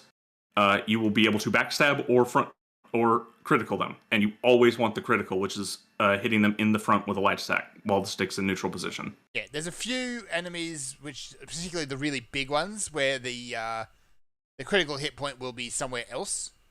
But it's super obvious when that's the case. It'll be the big glowy orange spot. Yeah, hit the big glowy orange spot. Stab that. Yeah. And you'll chunk off like a good 5 to 10% of the boss's HP. Yeah. Now, finding opportunities to chain these heavy attacks that have long wind up together back to back to build up that stagger meter is the real fun part if you want to go for that strat. But both of these bosses are susceptible to it because they are fairly slow. And give you plenty of time after their turn to get a full charged two-handed heavy attack off. So, yeah. Next up, for bosses that are mandatory, because I'm going to be skipping all the lesser enemies to save time. Well, there's the dragons, I guess. The dragons are interspersed throughout the game, and you will eventually learn how to fight these really good, both on foot and on horseback. And there are various flavors of dragon. There's a frost dragon, a fire dragon, and the fire dragon's the one you fight earliest. And these fights vary very much so based on whether you have a horse or not. If you have a horse, you can jump over the fire, and their most dangerous attack is nullified. If you don't have a horse, you gotta look at what direction they're circling and be ready to dodge their fire attack when they take off in the air and finish their world tour. Everything else is just flailing dragon, and you can just dodge immediately with what they do. I was really kind of disappointed in the dragons in this game. Because, at least the basic dragons, because that's all you have to do. And if you're on a horse, you can play ankle biter. Yeah. Like, once I got up to a certain point, I went out into that initial swamp and was able just to whomp that dragon out there. Yeah, Agil he only has the world tour. Yeah. He has no, the other dragons will add more flavor to their attacks and have a few unique moves. The magic dragons have glintstone, whatever the big one is, that they can fire that comes out really fast. Yep. And the frost one has a frost damage AoE he can do that if you're hugging his nuts too much, he'll use. But overall, the dragons are not too hard to fight. Yeah, I've tried the lightning dragon, but I haven't gotten too far. Those are special. Those are special because they're Angie boys. Yeah, they're proper bosses because they're lesser versions of Lich Dragon Fortisax. Yes. And Lich Dragon Fortisax is one of the lightning variants on crack. So, yeah, you got the aside from Lich Dragon and his I think they're his little sisters actually, the non-red ones. Mm. Incidentally, I found out Lich Dragon Fortisax is a total bro from item description read-throughs. Like the guy that died at the start of the game that started the Civil War was his best friend. And so he's gone into the spirit world to protect his dead friend's soul from the curse mark of death that killed him. And it's corrupted him. And that's why he's a Lich Dragon now. Right. So, Lich Dragon Fortisax is actually a total bro. Or was, before he became a Lich Dragon. Well, he's stuck in the spirit world, and he knew he would be. So, Yeah. he imprisoned himself and ate the death rune. So yeah, total bro. So, but you get to put him out of his misery. So that's that boss. That section. Next is the area I was talking about before. Liurnia. Lots of magic stuff here. Lots of where the difficulty starts to creep a little bit, but doesn't really spike. The big thing in the middle is the Academy. That's the Legacy Dungeon with the proper bosses for this area. And it only has 2, one of which will become a common enemy later. Like, they'll just throw these out randomly as mini bosses from this point onwards, and that's the Red Wolf of Radagon. Yeah, I found a couple of them now. Yeah, they're red doggos that can put magic projectiles around themselves that fire after a delay of about 3 seconds if you're in range. And they can do the Sith thing where the doggo gets a sword in its mouth and attacks you with the sword. Because of course it does. Because it's a FromSoft game, and we gotta have a Sith reference. Yes. So they're not too tough because they're really squishy. And the one in the Academy didn't give me any trouble, though a first-time player going through, I could see getting stuck on it if they're not upgraded properly and been exploring. It took me a couple of attempts till I got his. Yeah. Till I realized that what he does is essentially he's got his big freak out attack where he just flaps around all over the place, and then after that everything else is just super punishable. Yeah, he's he just has no health as well to compensate for him zipping around the arena all the time. Yeah, and they do this with any super agile boss, it seems, thankfully, where they compensate for their agility by making them really squishy. Yep. So yeah, I can see players having a bit of trouble with him at first, but he'll become a common enemy later because he's so squishy, and that dealing with him is something that's very easy to figure out after a couple of times. He's not so hard. Yeah. Next up is what's her nuts? The easy boss that I always forget. Renala. Edgy Sailor Moon. Yeah, Renala, Queen of the Full Moon. Yeah, that's Phase it. 1. Why is Phase 1 even here other than to be a Deacons of the Deep reference? Waste your time. Yeah, Phase 1 is a total waste of time. You kill the Academy students that are glowing, and this makes her fall to the ground, and then you beat her up, and she doesn't even care, and doesn't do anything while she's on the ground, and just takes it like the poor abused housewife she is. And then you do that 2 or 3 times, and you go into Phase 2, and she has some really impressive looking spells and summons. Yeah. But it doesn't matter when you can just stunlock her. Here's how you do Phase 2. Step 1, dodge the initial big laser. Step 2, win. Yeah. Run up to her, press R1, you win. That's it. She's that easy. Yeah, she is the easiest of the Lord enemies in this game. For those that don't know what a Lord is, it's from Dark Souls. The major big title bosses were called Lords. And they were like Nito, Lord of Death, and stuff like that. So the carryover for the big headliner bosses that are built up and have unique and have their tons of complicated mechanics are called the Lord bosses. Next up that you will probably do is Star Scourge Radahn. I've talked about him as a gimmick fight before. I'm not going to go over it again. He's a fun-ish boss, but I generally don't like the gimmick bosses in FromSoft games because I feel like the point of the game is to develop mastery of the game, and you can't do that in a gimmick fight. And it's even worse in that there's super built into the game intentional cheese for him, and that if you afflict him with Scarlet Rot arrows or something, he loses half of his HP per debuff infliction. So you only got to do it twice. Wow. Okay. And just let the summons tank him and run away. He's just super susceptible to Scarlet Rot, of all things. Yeah, it just does a ton of damage to him. It makes sense with his lore, because his whole zone was infected by it when Melania stabbed him in the opening cutscene. And went and used her super mode. But what's up with his teeny weeny horse? So Radahn is actually the nicest and most affable of the lords, and he's so wholesome that his steed that he rode throughout his young adult and adult life was his lifelong companion. He didn't want to stop being able to ride him, despite how big Radahn got when he achieved demigod status. So he intentionally went and learned gravity magic so that he could keep riding his little buddy around the battlefield. That's kind of cute, but it does make him look absolutely ridiculous. Yeah, he's a big, absolute giant man on this itty bitty horse Wait, regular size horse? that he will regularly get off of and attack you, and then just hop back on and ride away. Honestly, he could probably move faster if he just picked his horse up and put it on his shoulder. Yeah, he probably could. And his face transition is really impressive, with him going into the stratosphere and coming back down as a meteor that explodes in like the entire middle section of his giant arena. Oh, well. He's great fun. Have you beat Radahn yet? Haven't done Radahn yet. I've been faffing about too much. Yeah, so he's a gimmick boss. There's no getting around. Gimmick bosses are going to take a try or two to learn. Aren't you supposed to do a bunch of storyline or other quest lines before you do him in order to get the allies?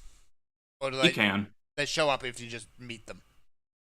You get a few by default. I did him before I did Ronnie's quest line that unlocks a bunch of them.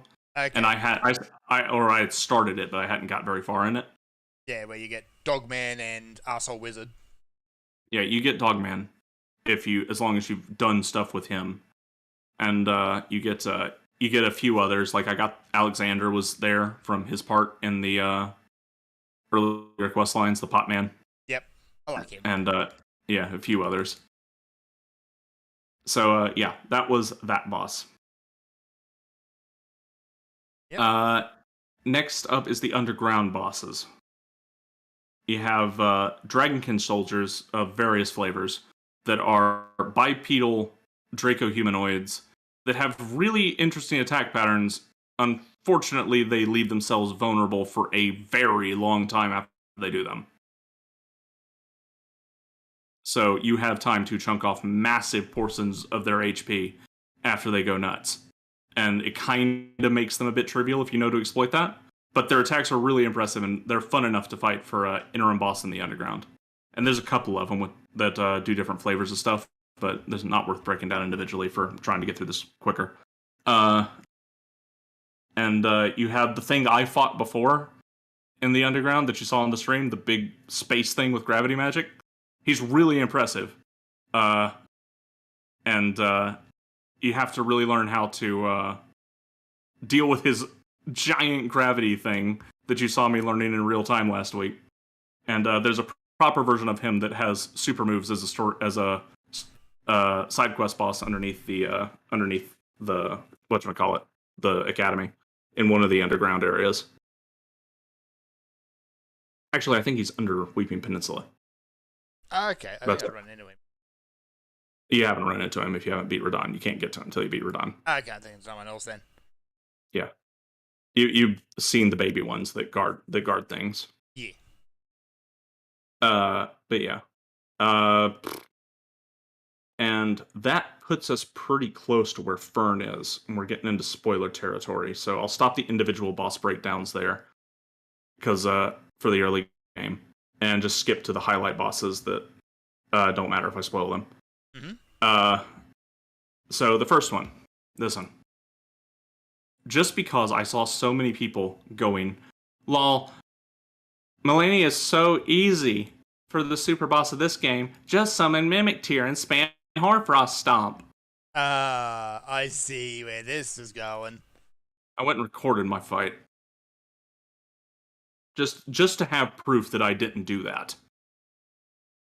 Because I felt dirty claiming, I beat Elden Ring Super Boss when there's a super cheese way to beat her. Which is no longer really in the game. It's been nerfed. Well, Mimic Tear will still be really OP in that fight because it has a ton of HP. Yeah. But yeah. Having to properly learn I'm sure people fight, are weeping nonetheless. Oh yeah. yeah. The whining is nonstop. Get good. Yeah. Sit down and learn the fight. She's a ton of fun. The big thing about learning her fight that she forces you to do is you have to actually learn all of her attacks, every single one. Because if she hits you with any anything, or you block it. It doesn't matter. You have to dodge through it. She's restoring 3 to 5% of her health. Oh, that sounds incredibly unfair. And if it's one of her ones that's a single hit big wind up, we're talking 15% of her health. Very unfair. Yeah. So she forces you to learn her attacks, and she has one attack called Waterfowl Dance that you get on her weapon after you redeem her remembrance for her boss weapon.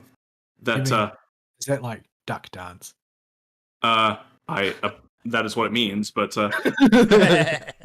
because that's not really a cool attack name. Yeah. This is the single hardest attack I've ever had to dodge in a Souls game. Bar none. Orphan of Cause didn't have anything on this. Because you have to dodge it. You can't block it. It will full heal her if you block it. And even then, you're probably going to break your shield on the second barrage. So what she does, she jumps up into the air and hovers for a second and reels her sword back. And you got about 2.5 seconds to sprint as far as you can away from her.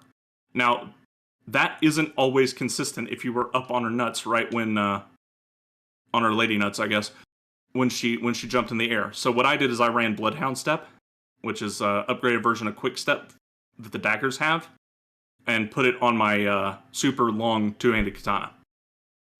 So that I could turn around and book it as soon as she did this. Because you want her to completely whiff the first one. If you've got away quick enough, you might be far enough away to dodge the second barrage, where she teleports again to closer to you and does a zillion hits. Because any one of these barrages is death if it hits you in full. Period. End. And if you're lucky, she'll be behind you where she'll just whiff it and you don't have to do anything about it. And the last one, you need to roll into the direction she's coming from. And the timing for this is stupidly strict on this roll. So learning the fight legitimately and doing it just because of that one attack is nuts. Bloodhound Step was the answer to the Waterfowl Dance problem because you have to have an answer for this attack. You lose the fight if you don't. The game expects you... This is the super boss. You're expected to know how the game works now and be able to go get an answer if you don't have one at this point. So it doesn't pull any punches at all. Her attacks also have the standard delays that come with late game bosses, where you have to actually learn the proper timing for each dodge, learn when to punish, the optimal range to play at, and it feels like a proper dance with the boss of call and respond in both phases. You can check my video out to see my kill of it, and you can see how I did it. And the way I did it was also to get myself to light equipment load. So, yep. So you got the big dodge. Yeah, you need the light roll to be able to give yourself as much freedom as possible in this fight, so you don't get absolutely squashed. No, you need to go through doing an Iron Man clear of that boss as a fat roller. That might be impossible. I don't think you can dodge through her last Waterfowl Dance if you do that. I don't think it's possible, and that attack outright kills you with every burst. There is no ifs, ands, or buts about it. You're just dead. If any of the 3 barrages hits you, that's game over. Try again. So I had a ton of fun learning her. I got her in about 5 hours. So she took the most raw number of attempts, because when you lose to her, you lose immediately. So and her respawn point is right by the door. There is no run back. And it's a site of grace, so you can tweak your stuff as well. So and I presume they always do this for the super bosses. The run back is never bad, or if there's a run back at all, except for Midir. For some reason, they stuck him in the middle of an elevator that you have to jump through you have to jump off the elevator midway through, run through a hallway, go behind an illusory wall, go down a long elevator, and then jump in a hole and run up to the boss. And it takes like a minute. I don't know why they did it for him, but all the other super bosses in the from FromSoft don't have a run back to them. All right. So there's that one. Final boss is, you gotta practice this boss, and you need to get phase 1 on lock, because it's a 2-phase fight, and after you get the first boss's health bar down, the second boss comes out, and the second boss does not refill any of your resources. And the first phase of this fight is a fairly challenging fight in and of itself. The first few attempts I made him, he whomped me before I made any progress. The next few attempts, I got him down, but it took every ounce of healing I had, and I had nothing for the next boss. And the next boss has nothing too bad. If he was by himself, it would be easy, but he does have attacks that are almost guaranteed to do chip damage to you. So if you go in with no resources, you're just going to run out of juice and lose the war of attrition. Joy. So he was fun. I don't want to spoil this boss for you, so I'll wait to talk about it until you get to him. I don't want to spoil this one either. Mog, the other one that I got stuck on. Mog is another Lord boss that's optional, like Radahn is. And Vol actually saw me do pretty much all my attempts on this boss, and I was stuck on him for a good 3 hours. It was quite the fight. Yeah, he's a tough cookie. Mog is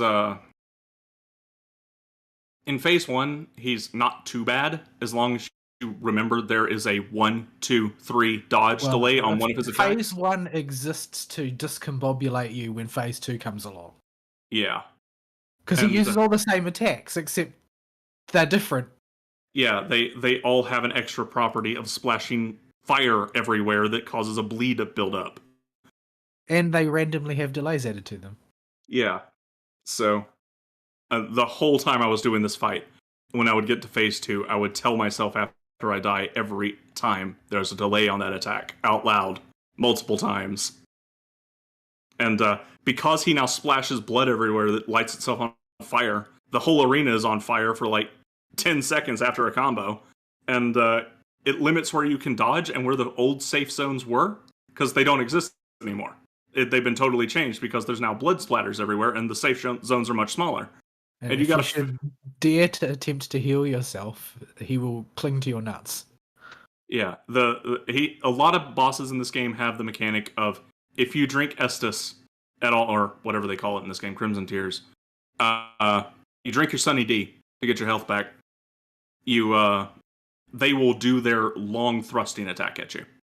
Yeah, and it will hurt, and basically undo all the healing, which means if you get whacked and are going to die on the next hit, this is something for new players to get in the habit of.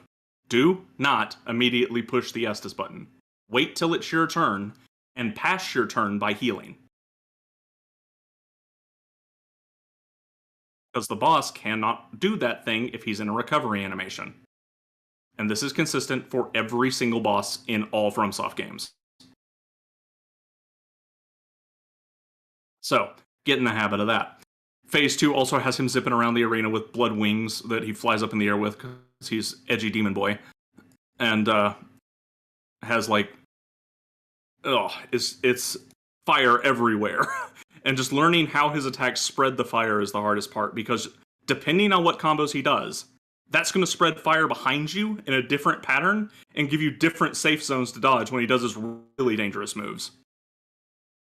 So you got to be paying attention not only to what attack is coming, but what attacks he just finished doing. So yeah, he took a while to learn. Once I learned him, it was a pretty good kill. But I don't think he will be a problem now that I've got most of his moves at least in the back of my brain, and they would come back to me if I did him again. But oh boy, is he you got to sit down and learn that one fight, and there's no really getting around it. Because all of his attacks in phase 2 also stack the bleed damage, and the fire on the ground does. And guess what happens if you get bleed procced? In addition to losing percentage health damage, you get staggered. Yeah, basically anytime that bleed goes off, you're going to die. Pretty much. Yeah. It's hard to come back from it. I have enough fingers on half of a hand to count the number of times I managed to reset the fight and get back in the fray of things after a bleed proc went off.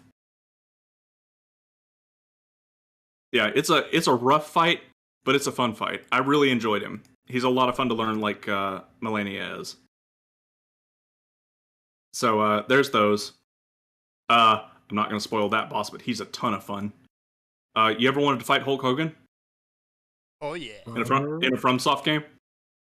Because that's what you're doing in this one. There's a boss I won't spoil that is basically Hulk Hogan. That's great. I love it. There is another, the King of the Dragons up in Crumbling Fire, Missoula, in the middle of a whirlwind. Vol actually is the reason I found this boss, because I went down this path where there was a bunch of blood stains, and I'm like, why are there so many blood stains here? And like, oh, there's the platform you can drop on. We get down there, and I'm running around looking around for stuff. I'm just on this dead-end platform, reading the messages, trying to see where to go. And Vol's like, I think your prompt just changed. And like, go back, run around a bit more. Oh yeah, sure enough, it did. You can lay down on a part of the architecture down there, and it will rebuild his arena by rewinding time. That's kind of neat. And yeah, and so the tornado goes away, and a dragon appears in its place. It's a big two-headed, super fat dragon with tons of unique moves, and he doesn't fight like the other dragons at all. The big gimmick in his fight is because of his two heads, he can hit you with breath attacks no matter where you are. Because they're on big snake-like King Ghidorah type necks, and so Rude. he can whip those things around to breathe fire everywhere. And he eventually decides, you know what? I was kind of fat for the first 30% of my health, but let's show you why I'm a Wind Lightning Dragon, and starts teleporting. Oh. And then he starts dive bombing you while also teleporting. He is a great spectacle of a fight. I really loved him.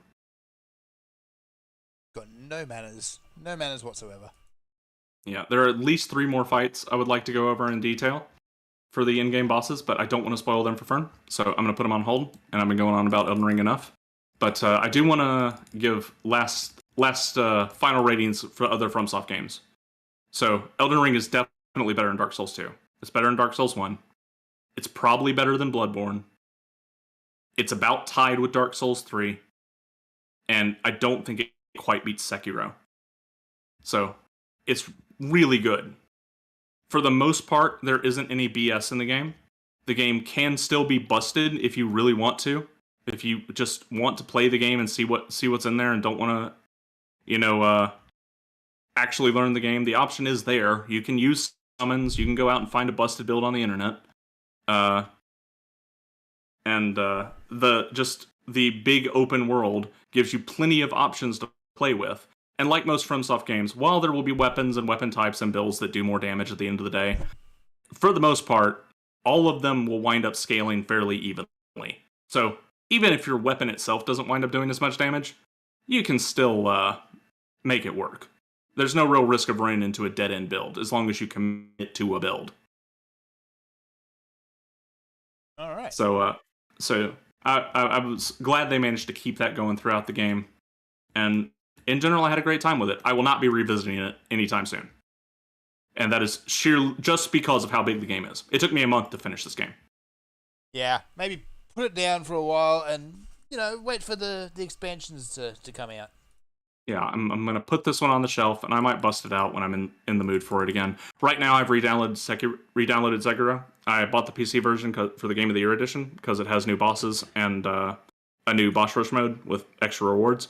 Nice. And I want to see what the new bosses are. And I also wanted to poke at it and get a good feel for how Elden Ring feels when I play a different FromSoft game and fight those bosses.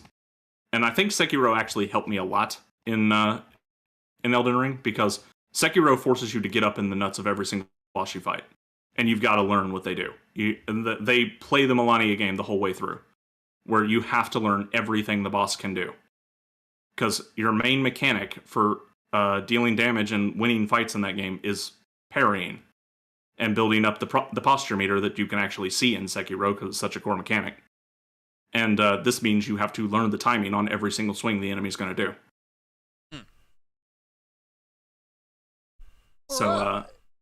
So yeah, that's where we're at right now with that. So Elden Ring's on the shelf for me. I'll talk about it as Fern goes through it, if he keeps going through it. And other than that, I think that's going to conclude my my ventures, and we'll wrap my week there, because that's pretty much everything I did. All right, we have email. We do? We do. Yes, we do.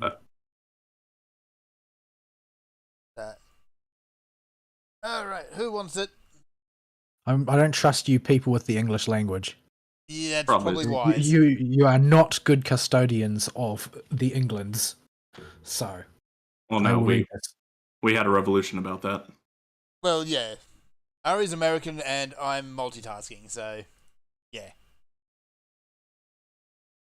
Yeah, What we got? I don't think that's not a good excuse for being persistently Australian. Anyway, this is from our good buddy Serethus, and he writes, "Dear No Excuses, now that everyone is playing the Dark Souls of open world games, at least we are amused. Not with the aimlessly running around in the land of undead number 4, but the cries of Garm journos and in a twist even the devs themselves over Elden Ring being good, without microtransactions, or women that look like they were on the East German swim team.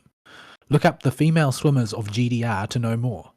I don't think I'm going to do that. But since man can't It's live on hilarious. rings alone, be they one or Elden, I have bought Darkest Dungeon 2. It's alright. Early access, only on Epic. Only chapter 1 is implemented. But it's alright.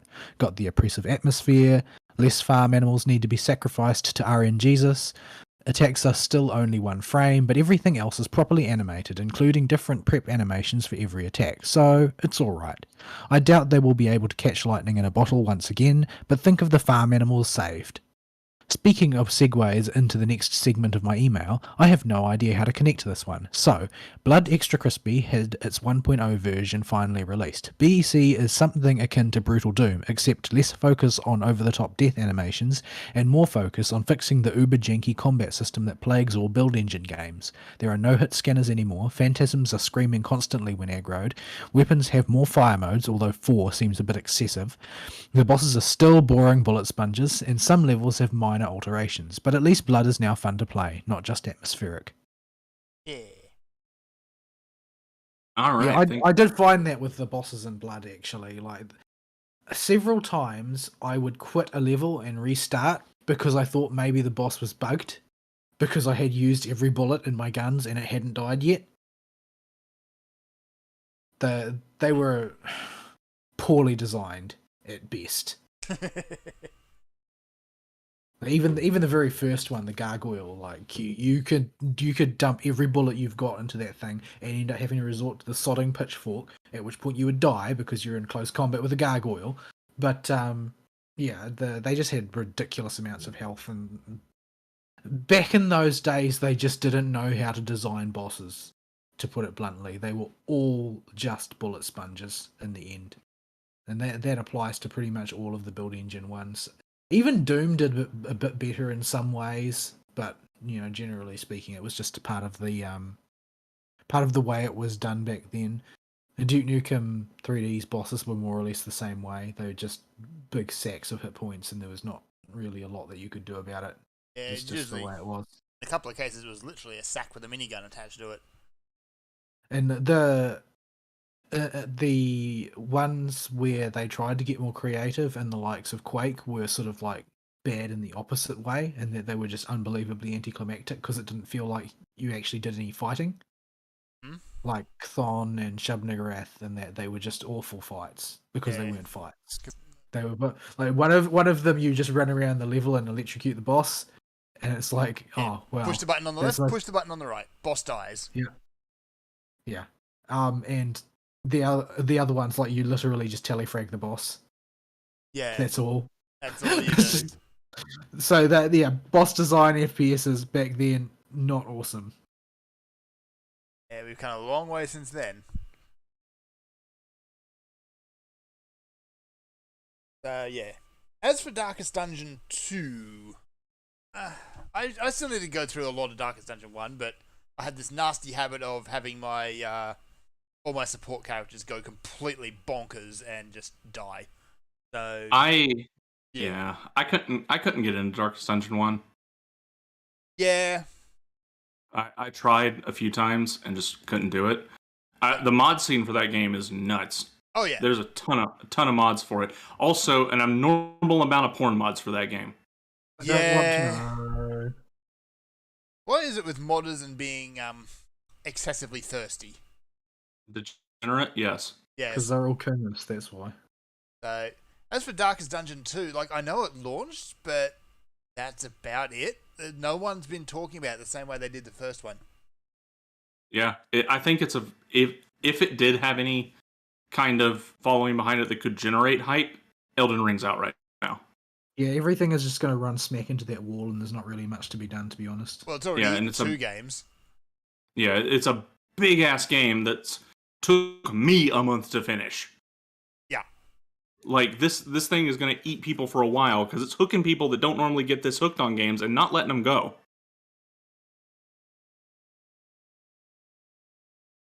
So the any game that had any kind of potential to generate a hype cycle has just been Elden Ring done. Yeah. Like, no one else is going to get a word in. Fairly impressive on Elden Ring's part for a single player game to hook people that long. Yeah. Well, I think that it's just what people maybe even if it's not what people wanted, it's definitely what they needed from the genre because of the likes of Horizon and that.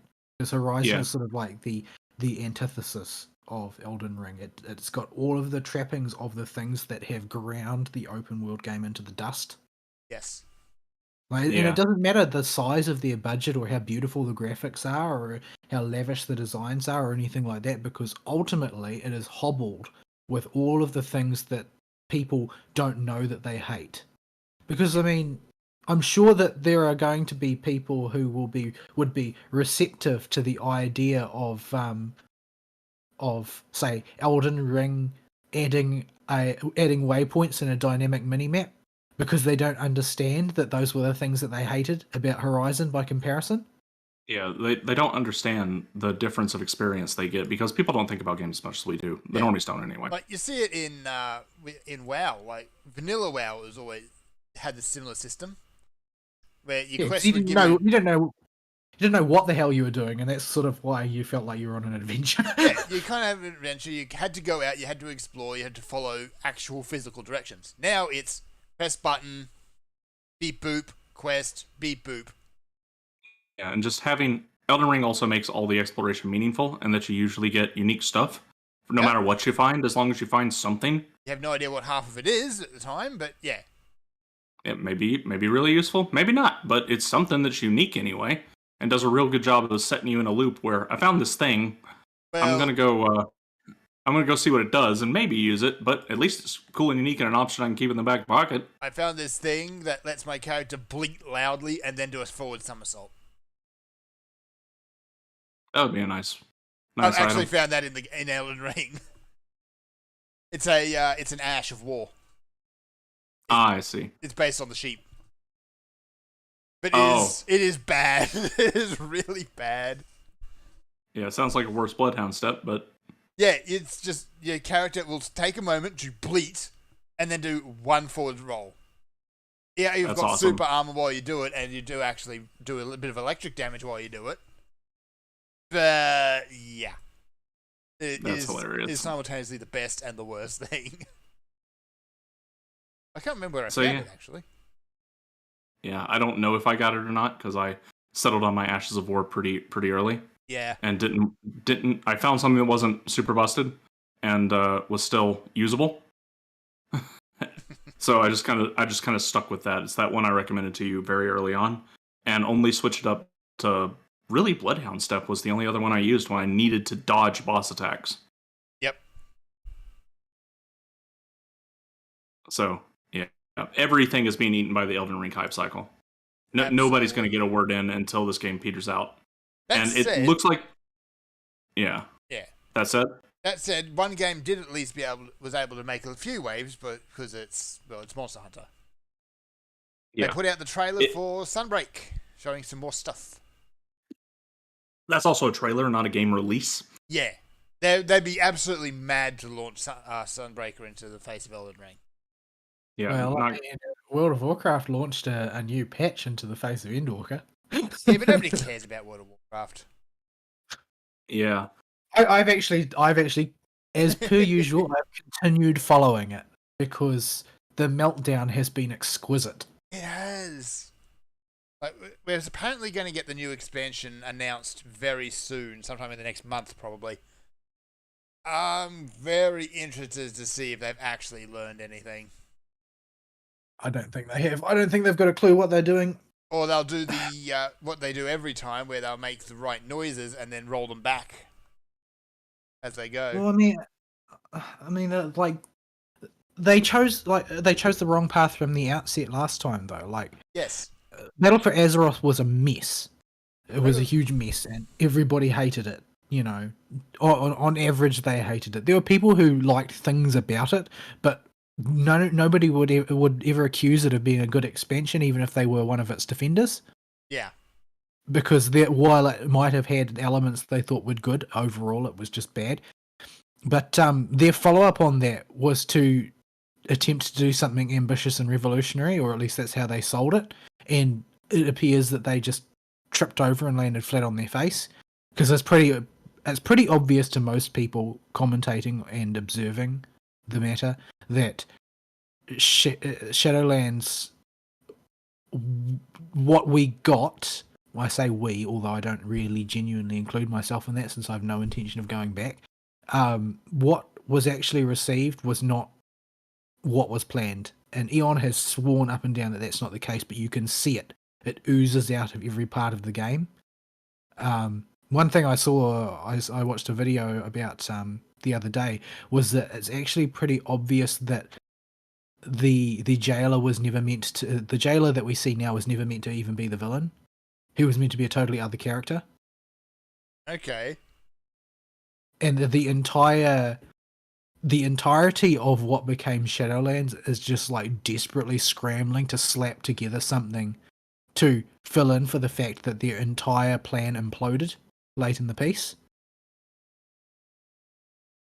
It's pretty clear. It's pretty clear that what was received was not what was intended. It's, for instance, the most obvious example is it's just a patch short, and it's not like during Warlords of Draenor when they were a patch short and there was obviously you could see all the holes where the content was cut. In the case of Shadowlands, they have tried to act like it was the plan all along, and they've papered over the holes so badly it makes them look even worse. Yeah.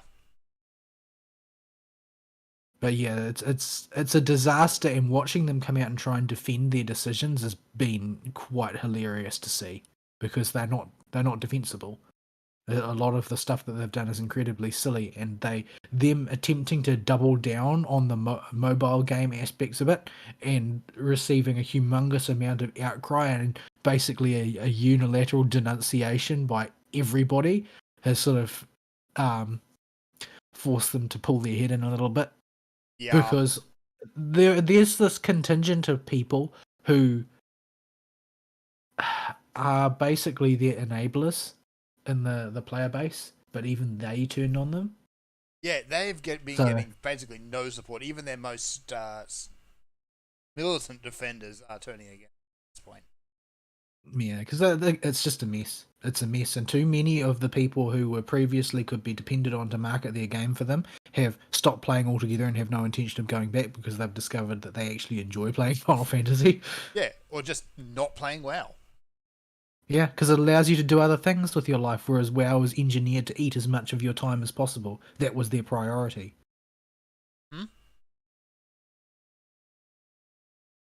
Yep. Yeah. Oh. We shall see, but back to Monster Hunter. Monster Hunter, yes. So yes, they haven't gotten a new announcer to do the English translation of their sodding presentation, and it drives me up the wall because the guy who they pick has the most annoying voice on earth. Yeah, but as far as what they actually showed, they showed off the new zone, which is all kind of castle-y and very spread out in terms of what you can expect to find. There's a bit of each type of environment all in this one zone, which it makes me wonder just how big it's going to be. Yeah, I'm sort of worried about that. Yeah, because it's going to be built on the hardware constraints of the Switch, and I don't know what sort of level of efficiency they've got that down to in terms of zone sizes capable. I mean, Breath of the Wild runs on the Switch, and it's got big zones, so I'm I'm hopeful that it won't be a problem, but also in terms of just zone design, in order to avoid something that feels very gamey and artificial, it's going to have to be a huge zone to accommodate all those places. Yeah. So yeah, you've got the castle, you've got a forest area, you've got a snowy area, a few other bits and pieces.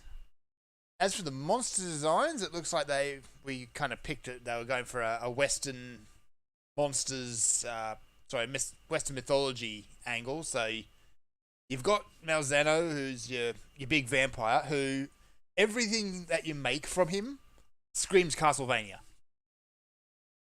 They've actually got. Man, what is it? What is it with Dracula showing up everywhere? He was in freaking Endwalker too. If you get the Malzeno amiibo and get the armor, the layered armor for that, it's just straight up Dracula's armor. Pushed through a Monster Hunter filter, but it's Dracula's armor. Yeah, like everybody is on Castlevania right now for some reason. Just seems to be sneaking in everywhere. Yeah. Good old Drac's been showing up all over the place. He's the final boss of the current raid tier in Endwalker. Yes. The other ones, you've got a werewolf, who is presumably the cousin of Odogaron, except blue. And the new one they show is Frankenstein's monkey.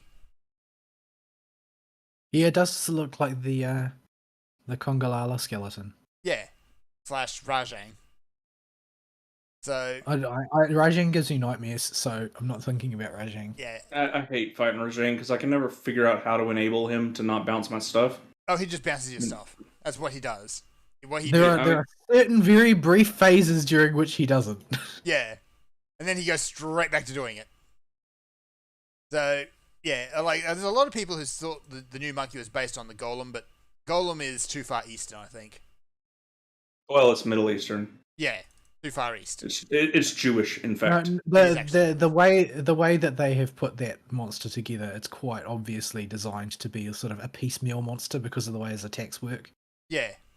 How he's got water on the one side and he's got fire on the other side. Yeah. His head vest kind of thing looks like it's just kind of mashed together from various bits. So yeah, 3 very cool looking monsters.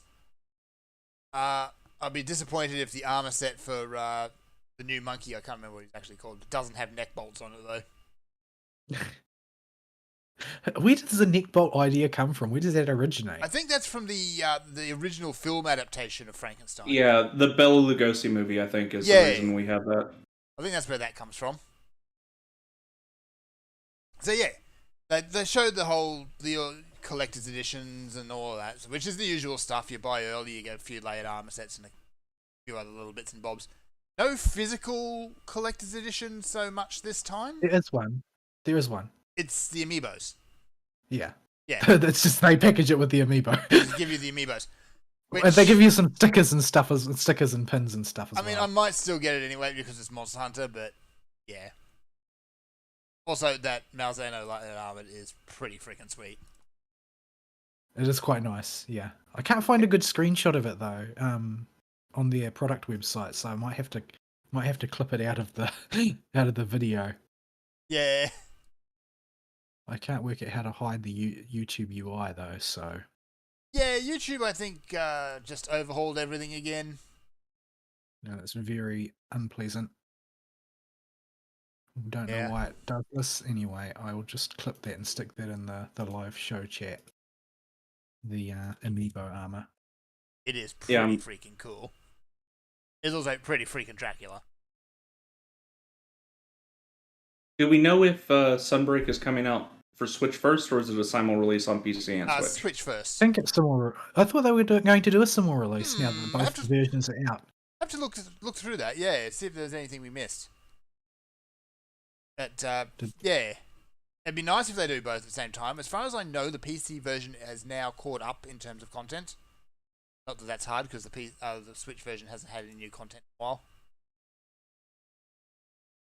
Yeah, I really hope they start doing simul releases on the PC with all Monster Hunter games. I know that's... Yeah, if they can do crossplay, that would be great, but... It says they're both coming out June 30th. So, okay, they are doing simultaneous release then. Yeah. if you guys weren't playing on the Switch already, I would consider rebuying the game for PC because I don't play it on the go. I'm never gonna play it on the go. No, I mean, I just bought it on the Switch because I wanted it. When it came out, I wanted to play it. Yeah, it was a 6-month wait or something. Actually, it was close to 8, 12. It was the same for Stories as well. So Stories was the same, yeah. Stories is now out on Yeah. PC, so if you want to play yeah, that. I got it on the Switch. It got pushed to the backlog, and is probably gonna rot there for a while. Yeah. I like Stories, but Stories is sort of the reason why I have no urge to play Pokemon, because I can collect monsters instead, and monsters are cooler. That's my opinion. Yeah. Don't need The no story pocket is monsters. like We got real monsters. yeah, the story is like 1 metric unit JRPG story, but that's fine. I think that it's the same type of story. It's identical to Pokemon, in my opinion. Almost Right, completely, yeah. Every Pokemon story is exactly the same. It's like you move from town to town, and you basically over time uncover some great threat of which is always some ancient monster or Pokemonster, which is reawoken and is about to usher in the apocalypse, and you have to find some way to prevent it from doing so. Yeah. Every one of these stories is the same. Thankfully, stories the general public doesn't have the same manic obsession with monsters that the Pokemon ones do. Yeah, well, I feel like they've done a better job of making the inhabitants of the Monster Hunter world act like the monsters are actually a natural part of their world instead Yeah. of a fashion novelty. Yeah. So. Alright. Any other interesting bits of news? I don't think there really Yes. was. Oh, actually, yes, there was one. There's a few. Yeah. While we're talking about individual video games, I want to talk about the crying over Elden Ring. Oh, it's And the latest patch. delicious. Mm. So I've got the patch notes around here somewhere. Hang on. Go to Steam discussions. Thought I had it saved somewhere. Let me go to events and announcements. Patch 1.3. That one. Copy link address, so I can just drop this in the show host board. Not show host board. I'll drop it in the live show chat. We There you need a go. crying baby sound effect. Yeah. Go to the Steam board for this and read the comments. It's hilarious. These people, they are so butthurt about nerfs to stuff that was blatantly broken, by the way. I'll also copy the Steam discussion page, and you can go through and enjoy the butthurt at your leisure. So, Yeah. FromSoft, the game was huge, so some stuff slipped by that was just absolutely busted. One of those was Hoarfrost Stomp. Ash of War makes ice pop up from the ground and then explode. Both hits did an insane amount of damage, and the only thing that affected their scaling was the upgrade of your upgrade level of your weapon. Yeah, it's silly.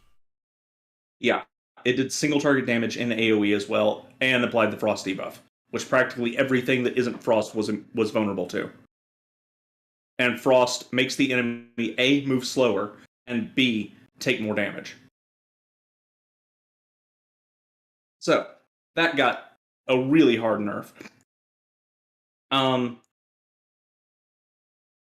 They, let's see, what else did they do? That's not what I want. They nerfed Bloody Slash a little bit. It's not a huge nerf, but it was really strong in the early game, and people were starting to use it to cheese until they got Hoarfrost Stomp. And I don't really think this needed a nerf, but it's whatever. I just don't understand this mentality of being angry that they can't use like glitches and oversights to trivialize the game. Like, is that what you think when you go out and buy a game, that I'm going to find a way to break the system so this game is trivially difficult, and then I'm going to go online and brag about how I did it? Yeah, This case, like yes. I guess they just wanted to say they beat a Dark Souls type game, and they wanted to just cheese their way through it. And I've seen the usual arguments. I got a fan. Let them buy a different game. Buy a different game. That there are plenty of games for you on the market that accommodate you. We have one franchise. Or Yeah, but one company. they wanted it to be that.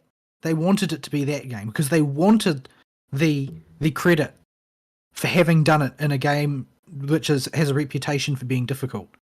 They weren't Yeah. willing to settle for the fact that, oh well, unless they want to commit the time, they're not going to be able to do it. Yeah, and this is.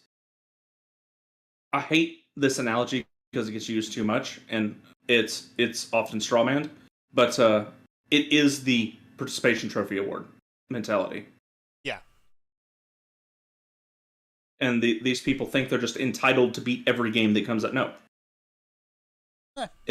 Games do have a test of skill involved. If you cannot meet that test of skill, you can't do it. You either rise to the occasion or you get out. Yeah. And people get mad when that's the case, because it means they are not sufficient in some way as soon as they boot up the game. But I got news for you. Nobody's able to beat a FromSoft game the first time through. And if somebody tells you they are, they're lying. They're going to die a lot. The whole it's part of the game. point of FromSoft games is to practice, to get good. Yeah, They are supposed to be hard. They make their bosses designed around the expectation that you will die as you learn them. That's the fun part, is seeing your progress get better and better and developing mastery. And there aren't a whole lot of games that encourage development of mastery. So they also nerfed Sword of Night and Flame, the thing that shot the laser beam and did the big fire sweep that did a gazillion damage and was the first exploitable weapon everybody found before Frost Stomp was realized just how busted that Ash of War was. So they nerfed that as well. Good. They also nerfed Mimic Tier.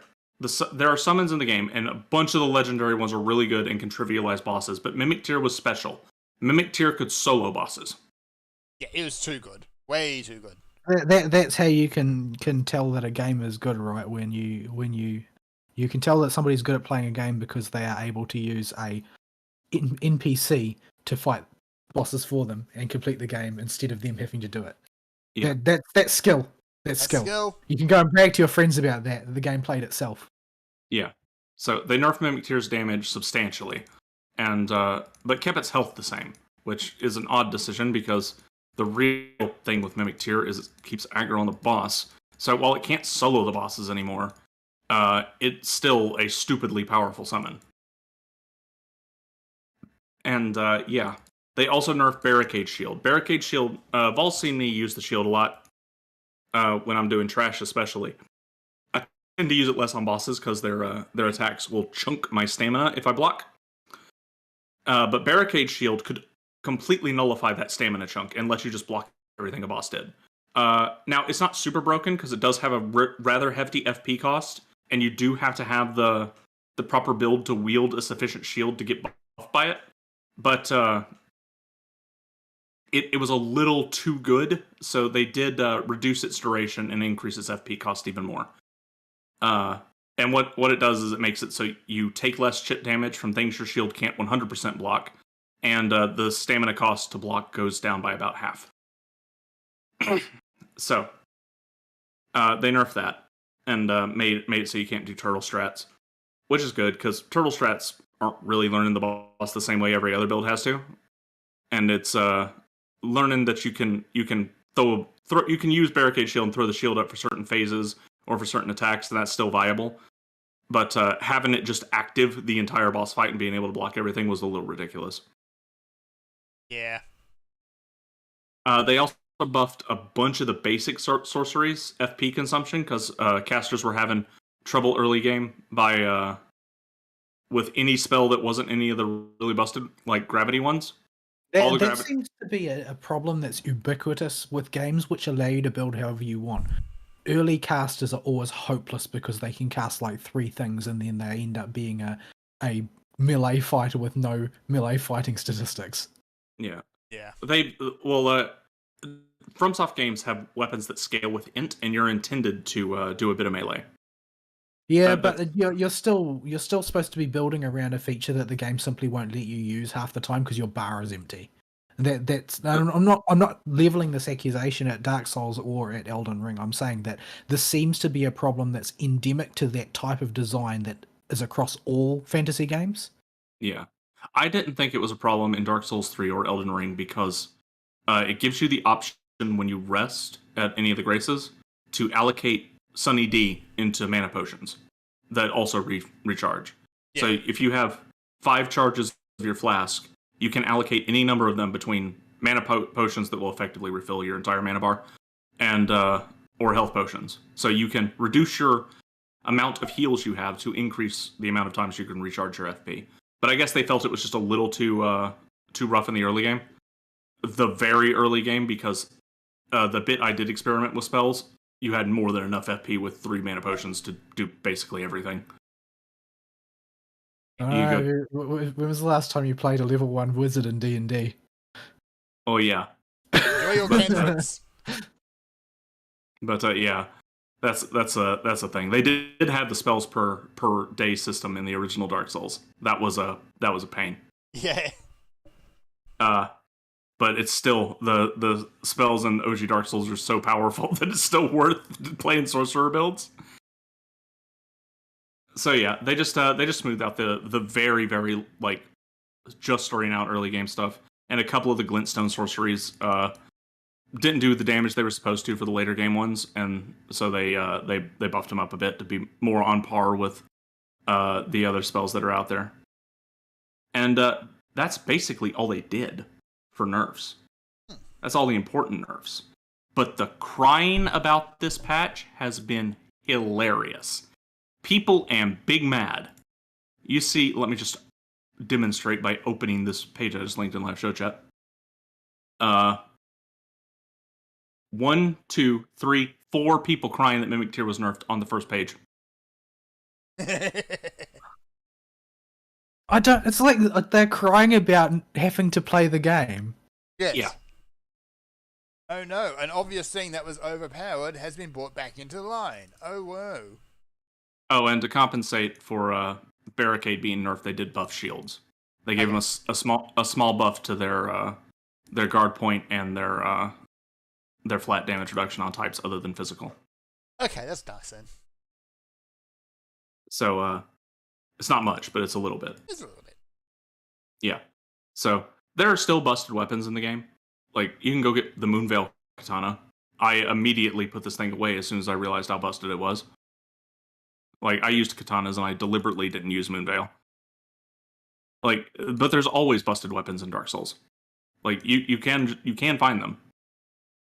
It's and you do have to tell yourself, okay, I actually want to learn the boss. That's the fun part of the game for me. Therefore, I'm not going to use anything I find that's explicitly busted. Well, I mean, there might be things that aren't explicitly busted because your build doesn't make them explicitly busted, and then they're fine to use. Yeah. So they're focusing on the universal problem items that are just too good to use, period. Well, Like, I mean, what about the one you just mentioned, though? They didn't nerf that, did they? yeah, no, And because you seem to think that this is a problem item. oh, I just think it makes the game too easy, but it's not it doesn't play the game for you. You still will have to find openings to push the button. That's why they didn't nerf it, I think. It does do overtuned damage, but it's not so overtuned that it will completely beat the boss for you. But it did cause stagger states way too easily for me, and led to accidentally cheesing a bunch of bosses by spamming the weapon art on mini bosses. So I just put it away and decided not to use it. Yeah, that makes sense. Because I wanted the full experience. I didn't want to just chain crumple the boss. Yeah. So, but you do, at least with that thing, you at least have to find a few openings in their attack patterns to push the button. I mean, it's still busted, but you have to play the game. Mimic Tear played the game for you. Hoarfrost Stomp played the game for you. Like, Barricade Shield played the game for you. All these things made it so you did not have to interact with anything that they built. They let you just see the game and not have to do a thing. Well, why not just go on YouTube if that's what you're after? Exactly. Yeah, I don't. Well, because then they don't get the clout that, oh, I beat FromSoft game. 'Cause you But didn't get the good. thing is that FromSoft games only have that clout so long as they keep nerfing items like this. Yeah. So Because if they don't, then everybody will know, oh, well, yeah, that's that game that's trivial so long as you can find the one thing that's OP and use exclusively that. yeah, in previous FromSoft games, there has been one patch that comes out usually. I get the feeling we may get a few more because Elden Ring is so big and has so many things, where they will come out and just fix the stuff that is so busted you don't have to interact with the game. And but generally, they don't go real hard on their buffs and nerfs. They're pretty light touch when it comes to patching this stuff. And this thing also re-implemented some quests that had issues at the end of them, so they were not in the game. The last step of a few quests was not in the game at launch because it was causing things to bug out. So they put those back in now, so you can finish some quest lines, which I missed because I didn't know that those were a thing until this patch came out. And they fixed a whole bunch of PvP stuff that was busted, like being able to chain roll with a death cloud that builds up death on not you, but everybody else that you roll through. And you could equip light roll and bloodhound step and just chain roll into people, and it would kill them in about 2 seconds. So they nerfed that into the ground. They made it so you can't make the machine gun shield anymore. The Tree Sentinel's Great Shield has an effect where anytime you take spell damage or to get hit by a ranged projectile, it will counter with a magical burst if its weapon art is active. But what you could do is you could just apply a low damage dot to yourself, a hot, and then equip the Great Shield, and then turn on the weapon art, and it was a machine gun that would just fire out laser beams and totally destroy everything. So they made it so that the self-inflicted dot you could put on yourself doesn't trigger the shield anymore. But yeah, people big mad. It's hilarious. I've seen the Reddit, I've seen the Steam forums, I've seen the Twitters. Everybody is big mad about this book. Oh, I was using Hoarfrost and Mimic Tier, and they just got nerfed when I got to this really hard boss. What am I going to do now? I have to go back and, farm shards and get a weapon up properly and learn the boss's attack patterns. You have to get good? Or just go find any of the other things that are overtuned in the game. That, while overtuned, don't play the game for you.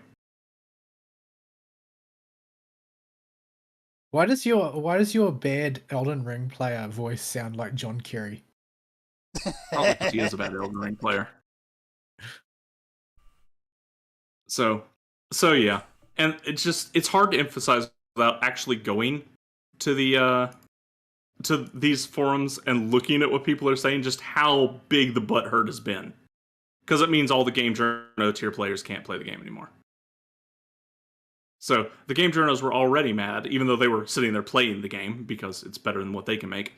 And now they big mad because they can't beat the game. Yeah, they big mad. And yeah, you get people that are new that were cheesing their way through because they don't know why they play games, I guess, or something. And that were cheesing their way through with these things that played the game for you. And they big mad because now they have to actually learn to play the game. Oh, I invested all these. There's so many resources for upgrading crap in this game. You can easily upgrade 3 or 4 or 5 builds to max by the time you get to endgame. You'll be fine. It's not like they removed any of the things that they nerfed from the game. They're still there. They still function. Yeah, they're just brought in line with everything else. They're just not broken anymore. Well, it sounds like the summon is still ahead of everything else. To be honest. The Mimics here is still busted. Like something that guarantees you immense amounts of free time on target for a boss that's still busted. Yeah, it's still insane. But yeah, they just, the crying was something I wanted to point out, and this is a side effect of, I think, a bunch of new players and low skill players that got the advertisement. Oh, this is the most accessible FromSoft game. Because it's a big open world.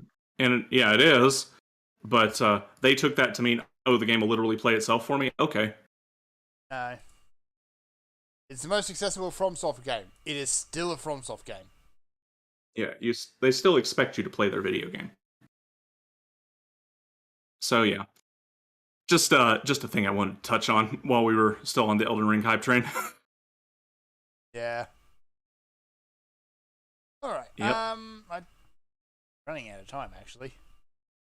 I think we've hit the big notes on the news. There is one I want to touch on because it's being misrepresented. Okay. Oh, I know I've seen it. Yep. Hit it. Yeah. So, the articles that I've seen for this, the TechRaptor one's the most neutral. But plenty of them are saying things like, Valve stops all payments going to developers in Belarus, Ukraine, and Russia. That is not what's happening. Steam didn't want anything to do with this garbage. What actually happened was payment processors that process payments to those areas stopped processing payments. And the full statement says, we would like to follow up on our message from yesterday concerning banking information for future payments to bank accounts in Ukraine, Russia, and Belarus. Sorry to not have more information with the original message. This past week, our bank notified us that they will begin requiring that we provide intermediary bank information for all wire payments to accounts in these countries. In addition, they will no longer be accepting any payments to Belarus. We are working to understand all the new requirements, create a path to collect this information from you, and send it to the bank. This will take us some time to complete, but will not be available for the payments to affected accounts due at the end of the month. For now, your choice is to wait for us to complete this work, or to change your payment instructions to a bank that sits outside Ukraine, Russia, or Belarus. Rest assured, if there are any outstanding balances on your account, they will be paid as soon as they can be sent. It's a very frustrating situation, and we hope to find the resolution soon. Now, does that sound like Valve suspends payments to developers in Russia and Ukraine? No. No. Sounds like... Well, it is technically true. Valve is getting gypped by banks. Yeah. It is technically true, and at least they are suspending payments, as the TechRaptor headline says. I've seen other websites say things like, Valve cuts off all payment to developers. No, they didn't. And yeah, technically, but the way you're framing this makes it sound like Steam took a hard stance on the current... No, they didn't. No. They're not playing this game. But that's just the way things are these days. So just wanted to point out a bit of clarification on that real quick, because the articles about it and the headlines were really annoying me as I was flipping through the news this week. Yeah. All right. There's only a couple of other little things that nobody honestly cares about EA, so let's not worry about that. Yeah. Elden Ring. 12 million sold? Yeah, and Bamco was quite impressed with it and is going to be sprawling it out into other mediums. Yes. So we can expect at least the usual physical merch and maybe expanded universe stuff and TV shows and all that good stuff. Netflix adaptation. Yeah, I like how even the article just kind of sighs about that idea. Yeah, it's let's just hope. And when that used to be a good, interesting thing to happen. Yeah, the FromSoft games, despite their light lore touch, do a lot with the light lore they got, and it works because so little is explicitly presented. It lets you fill in the blanks yourself. I don't need the adventures of Fortisax going to be a bro as a TV show. You totally missed that. The item description of him being a bro to his best friend is enough to give me the character, get me the idea of that character, and I can fill in the gaps from there. And that's unique to FromSoft. But there's not enough sex scenes in the game, so they need to make a TV series. There's a pseudo marriage scene. Yeah. Remember who allegedly wrote this game? Yeah. I don't know where our boy George R.R. was in development, other than to have his name slapped on the title. Because this is just a Miyazaki story. Yeah, I think that's exactly where he is. Yeah. It's just like all the other stories he's written. So I maybe he had some input in world building and initial drafts, but it does not feel like a George R.R. Martin story. It feels like a FromSoft story. Yeah. From what I've seen of it seems indistinguishable from every other FromSoft story. I don't see anything that even has the faintest hint of the fingerprints of any other writer. Yeah. So I do not know how he was involved in this game, but his name's on the title. Yeah. Or in the headlines. That's it. He probably had like one 15-minute phone consult on the story or something. They then had to cut or ignore because it didn't make any sense. But he still charged them top dollar for it. Or maybe he just promised it and never delivered. He's still writing it. Or maybe he did do it and Miyazaki just realized it was crap. Maybe they're still waiting on it. Oh, that's true. George Well, R. R. yeah. Martin doesn't he doesn't do work. There's a interesting interview. Nick Rekieta had Larry Correia on his show, and Larry Correia dunked on George R. R. super hard because he doesn't treat being an author like a job. Yeah. Like some It's people, like- it's not. But when you're that big, Well, he doesn't need the job anymore, so he doesn't have to write. yeah. You got people waiting on the next bit of your story. So Don't yeah. get people in suspense like that. So yeah, I think that covers everything that's worth talking about for Yeah. stuff, and the Elden Ring stuff will start to piddle down quite a bit starting next week. I think, other than Fern's weeks and adventures in the game, I think most of the news should be slowing down. There ain't much more to talk about. Yeah. Once Fern's done, I should pick it up so we can continue it. Continue to milk it for content. You absolutely should pick it up though, because it's so accessible. It means anyone can basically. If you've wanted to get into the Dark Souls game, this is the one to do it with now. Yeah, and the small scale of the side dungeons especially once you get a feel, you're gonna have to spend some time getting a feel for the game. But after that, there's plenty of short, quick stuff you can do. Well, not quick, but like 1 hour long dungeons you can just go find out in the world to go do. I'm still in this posture where I've got too many things to play, but I only have like a few months until Sunbreak comes out. So if I'm gonna play it, I have to start soon. Yes. Yeah. All right. So we should wrap up. All right. Email topic of the week: Elden Ring again. Yeah, more of that. Yeah, we're on the ball with this game right now, and we'll talk to you a lot about that. So, closing comments go, I guess. Need more time. I don't want to adult anymore. Yeah, that's sort of the thing. Although with things winding down at work, if I can sort of recalibrate my life to living by myself and not having to wait on other people all the time, then maybe I do have more free time than it feels like I do. Because I got used to just not having any because I keep getting delayed by other people, and that's not the case anymore. Yeah. You don't think about all the time you save just by not having other people get in the way until you suddenly have all that time again. Yeah. So, Alright. I don't want to go to work. I'm tired of work. I just want to play Vidya. Need more Vidya. Well, what's next on the docket for you? I'm not sure yet. It's not going to take me long to get through Sekiro because I remember where to go on everything. So I'll probably punch through that to see the new bosses, and then after that, Well, the next one people are talking about is Stranger of Paradise. yeah, I haven't really looked at it. There's a backlog of games I could click on. I don't really have a set plan. I'll probably be poking at 14 and just playing what comes along that catches my interest in my backlog. So, Elden Ring was the only game I was really looking forward to this year. And So. thankfully, it actually lived up to the hype. Yeah, I knew we were in a good spot when they were confident enough to stick the entirety of Limgrave in the network test. Yeah.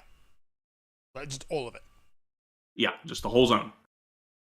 they rejiggered the item placements and the bosses that were there, but they let you just go run around that whole zone and fight like 14 bosses. Yeah. You get smushed. Yeah, so that was a good sign. Alrighty. Let's wrap up. All right, folks. We will see y'all next week. Sayonara. Bye-bye.